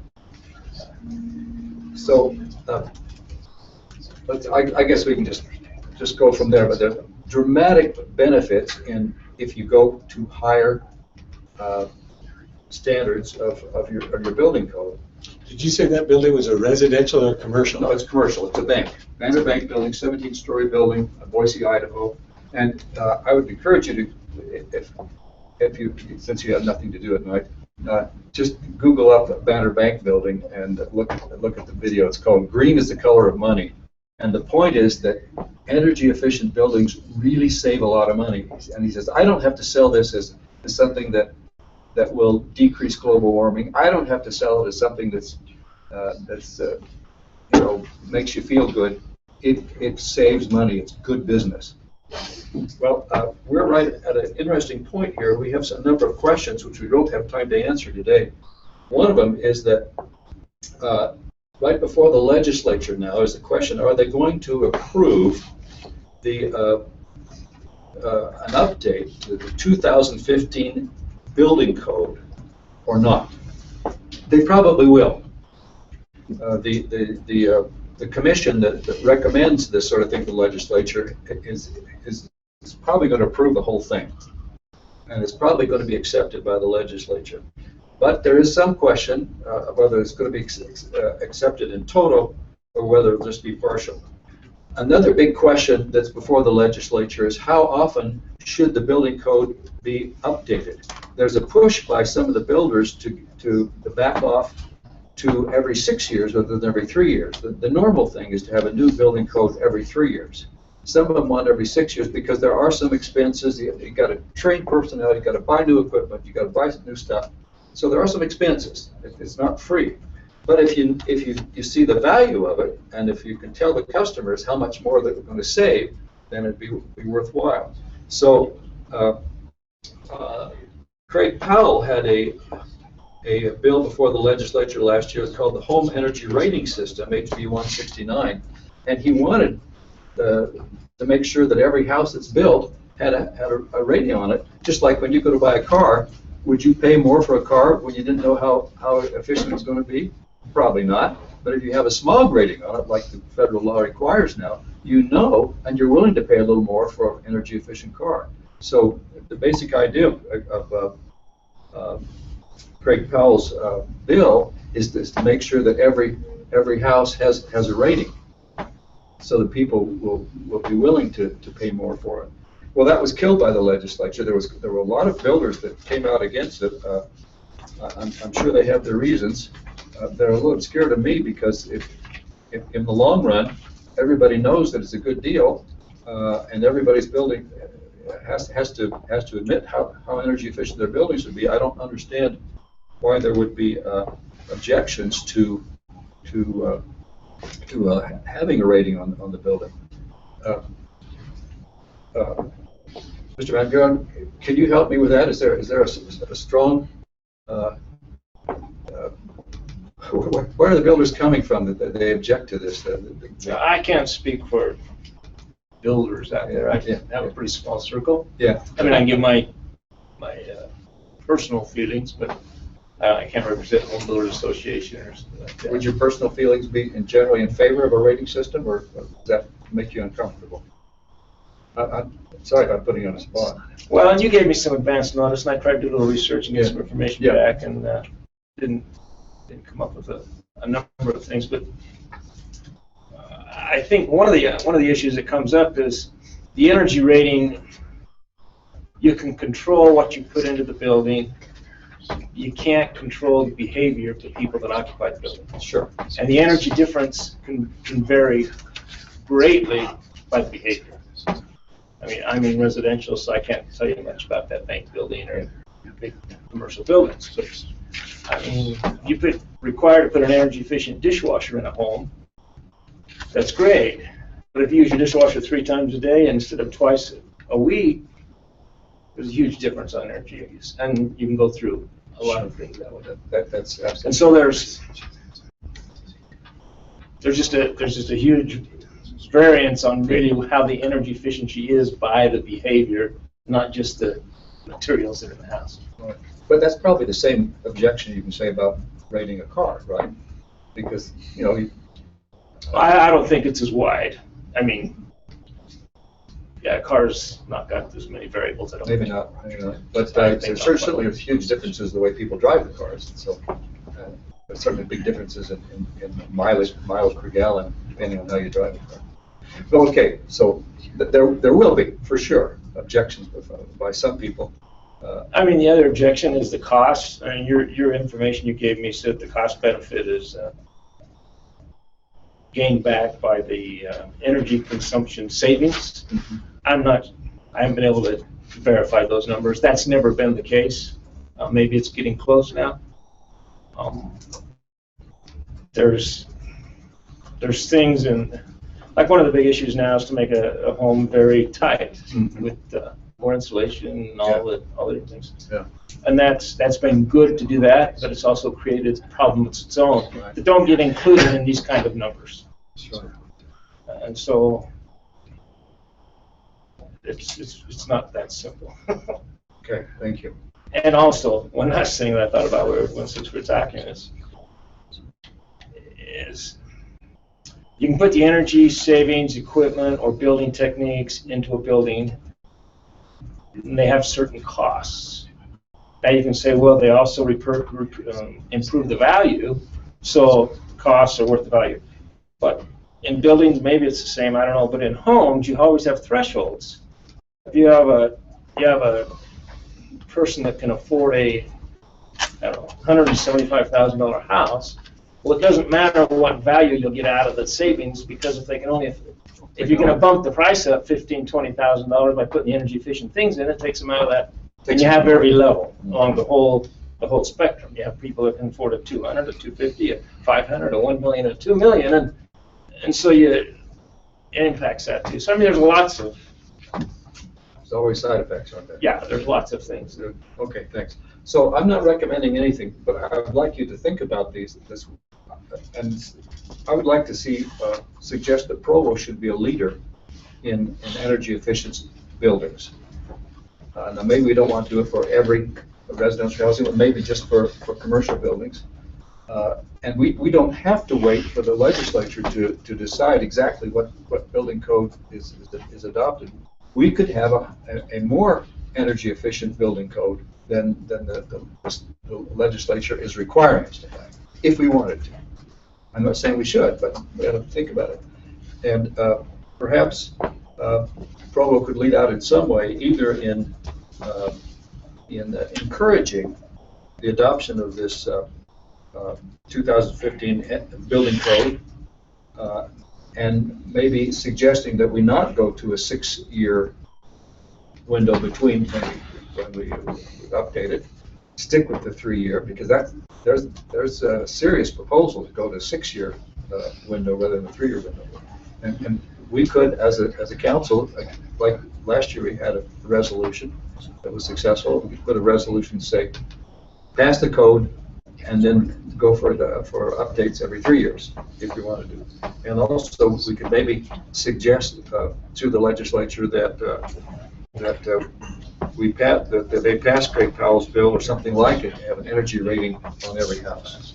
That's all I have for you today. Are there any questions or discussions? An energy, I'll have to read his bill, but an energy rating on every house, would they do an audit on each house and then, or is that just new construction? Well, new construction, it's new construction. I think Don does the 215, that will require an audit on every house, won't it? I think the new code. I'm talking about HB 169. And I didn't send you anything on that. It might be the door pressure test might be required in this new code that's proposed, so. Now, it's not really an audit, but it's. But when you adopt a new building code, that's just for new buildings. It doesn't pertain to old buildings. So I think we're mostly talking about new buildings. Although one could suggest, and it has been suggested, that used houses also have some sort of an energy rating too. A lot of people would love to know exactly how much their bill is. Is it going to be an $800 a month heating bill, or is it going to be a $100 a month heating bill in the winter? People would love to know that. Anyway, there's lots of questions, lots of stuff we can talk about, and we'll get back to this next Well, time. thank you, Don. We appreciate your time here and look forward to engaging with you on some of these recommendations. Wonderful. Thank you. Thanks for your time and effort there. The next agenda item is a report on our Municipal Council's communication initiatives. We are going to move that with Karen's cooperation to our next meeting. And item 9, Brian, has that item been continued already, or do we need to take a motion to continue that item? One that I think the applicant requested. As chair, you can just move that on. I don't think it requires. Okay, then we'll move that item to our next meeting as well. And that's at the request of the applicant. So that takes us to Cindy Sweeten, our redevelopment technician. A discussion on a proposed new Egress Window Program. Cindy, welcome. Thank you. Okay, so I'm excited about this new program that we have been putting together. It's an Egress Window Program that we introduced to the RDA Exec Committee back in November, and they liked the idea and suggested that we move forward with it. Cindy, can you have you wait for 1 second? Yes. Yeah, as a purely procedural matter, this is an RDA item rather than a council item, so if we can have you. Sure, excuse me, Cindy. I'd like to, I look for a motion to adjourn. Motion to adjourn as Mr. Van Municipal Buren. Council and reconvene as redevelopment. Great. The second by Ms. Hales, those in favor? Great. Are you still there? Kim? Kim? Okay. It's now, what, 1 in the morning in Spain? I think she's going to try to rejoin us for the council meeting. Okay, so Okay, so I'd like to call the meeting to order as the redevelopment agency of Provo, and please continue with the presentation. Okay, thank you. So like I said, this is something that we took to the RDA Exec Board back in November, and they liked the idea of this program. So we've moved ahead with it, and we have secured the funding for it. And I've sent you through, Sire, the action item and a program guideline to look at. I hope you had a chance to look at that already.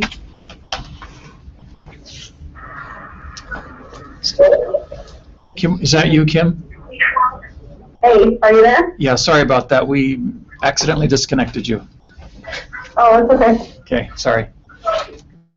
Okay, so I'm bringing it to you guys for discussion before we take it to the full RDA board on September 1st.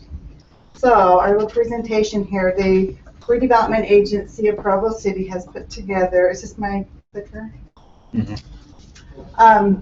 So this is an egress window program, and so the need, based on the meetings that the council members had put back in May of 2014, and then with the citizens, the locally targeted objective in the decent housing category is to improve and maintain neighborhood integrity through repair and rehabilitation of housing stock.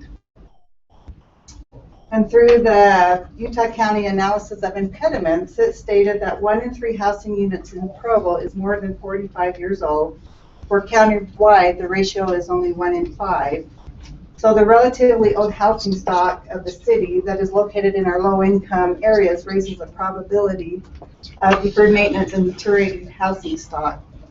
Also, 1 in 4 families in Provo has a household size of 5 or more. And so through the Provo City's consolidated plan, the city should, they state that the city should implement programs designed to encourage the conservation of existing standard housing units and increase the quantity of rehabilitated low and moderate income owner-occupied housing units. And our activities should focus on safety and livability and preserve and improve the housing stock. And residents should be encouraged to maintain and upgrade their homes. So through our staff analysis, we looked at it and said Provo City needs to provide a program to improve this housing stock. And Provo City is in need of larger housing units for the larger families that the city has. And our older homes need to be updated for safety reasons and to meet code requirements. So one solution that we have come up with would be to provide an egress window program that would increase the supply of the housing stock with more bedrooms for these larger families, which in turn would also help protect the health and safety of the homeowner and their family. So what is an egress window? It's a window or a window well that is large enough as defined by the local building codes for exit or entry in case of an emergency. So the program that we have put together and are proposing to you would be a loan/grant program for low to moderate income owner occupants of single family homes. And the emphasis would be placed on those residents in the CDBG eligible neighborhoods. And the funds would be available to install 2 egress windows in a home, possibly more if the need was there. So looking at this, we decided that a 0% interest deferred loan would be a good way to go. And then if the homeowner stays there on the anniversary of their 3rd year of living there, a third of the loan could be forgiven if they produce the paperwork that we would need, and possibly an additional third each year thereafter. So on the anniversary of their 5th year, if the borrower still occupied the property, the loan could be completely forgiven and they would not have to pay it back. But if the home is sold within the first 2 years of the loan, we would place a penalty of 50% of the loan balance would be added back to the loan, because we don't want people to hurry and upgrade their homes with this and then move out. We want to encourage them to stay. So our funding, the average cost to install a basement egress window is anywhere from $2,500 to $3,000. If it's above grade, then it's $1,000 to $1,500. And the program has already been allocated $22,560 through the 2015-16 CDBG funds. So our mission is, the intent of the mission of the RDA is to help improve and preserve the housing stock within the city, encourage the large families to stay in Provo, improve the safety and livability of the homes, and encourage the residents to maintain and upgrade their homes. So we are requesting that, or recommend that this item be moved to the September 1st agenda for the approval of a resolution by the Fall RDA Board of an Egress Window Program. So do you have any questions about the program that I could answer for you? Cindy, what's an example of an above-grade egress window? I mean, I have a hard time.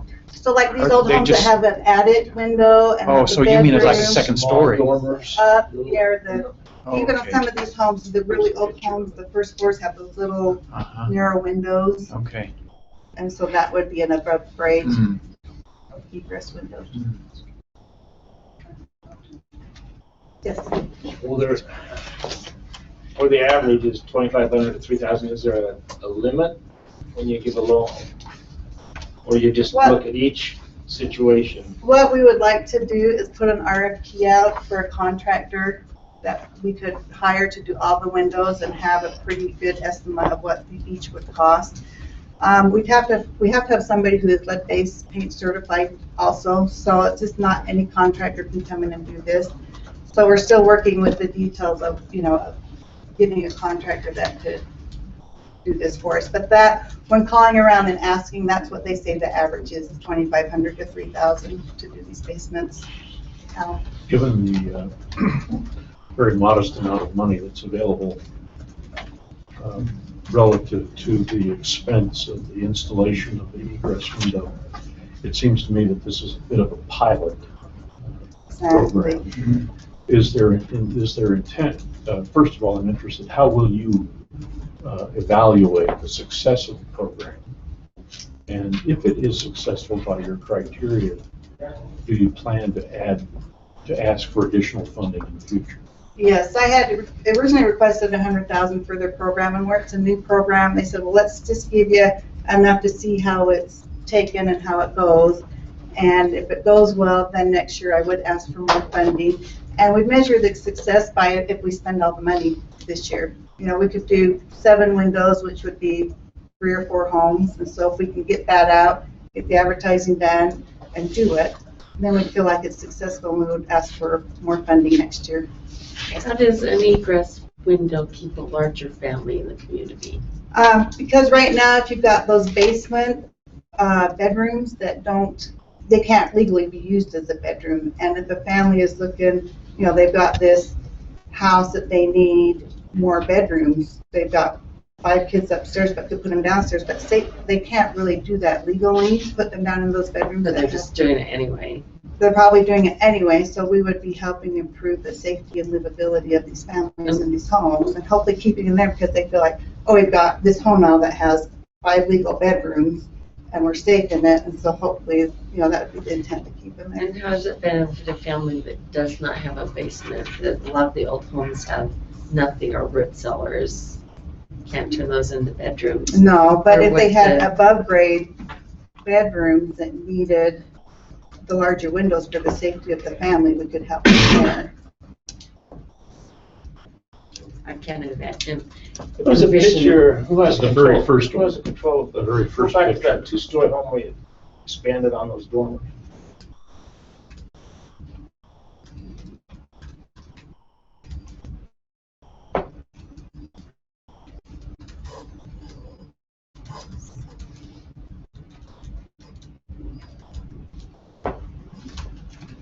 So I don't have a good picture of Right there. that. See, still the helm on the left is they're not legal egress windows. They've added larger windows.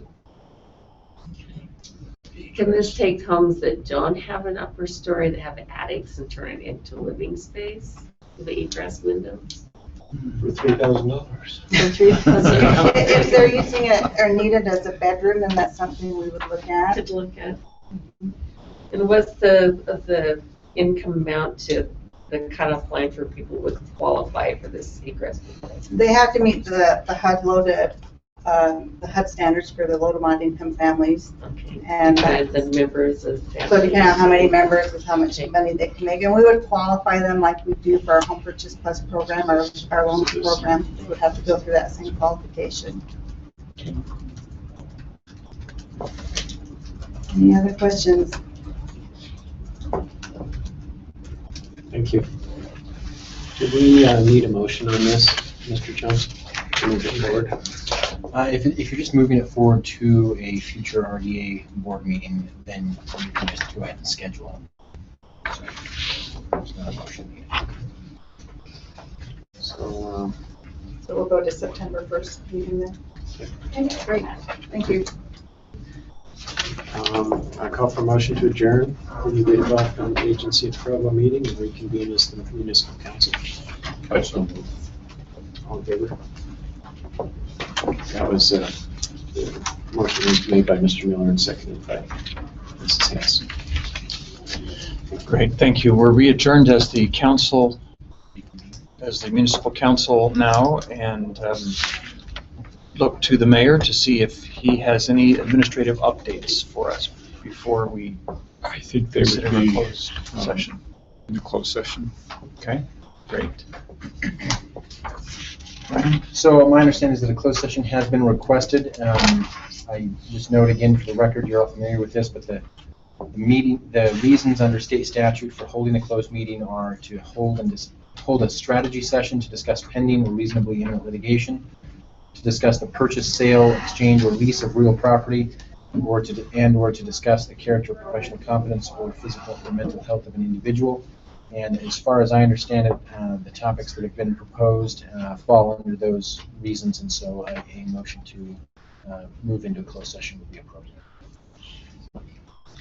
Make that motion. Motion by Mr. Winterton.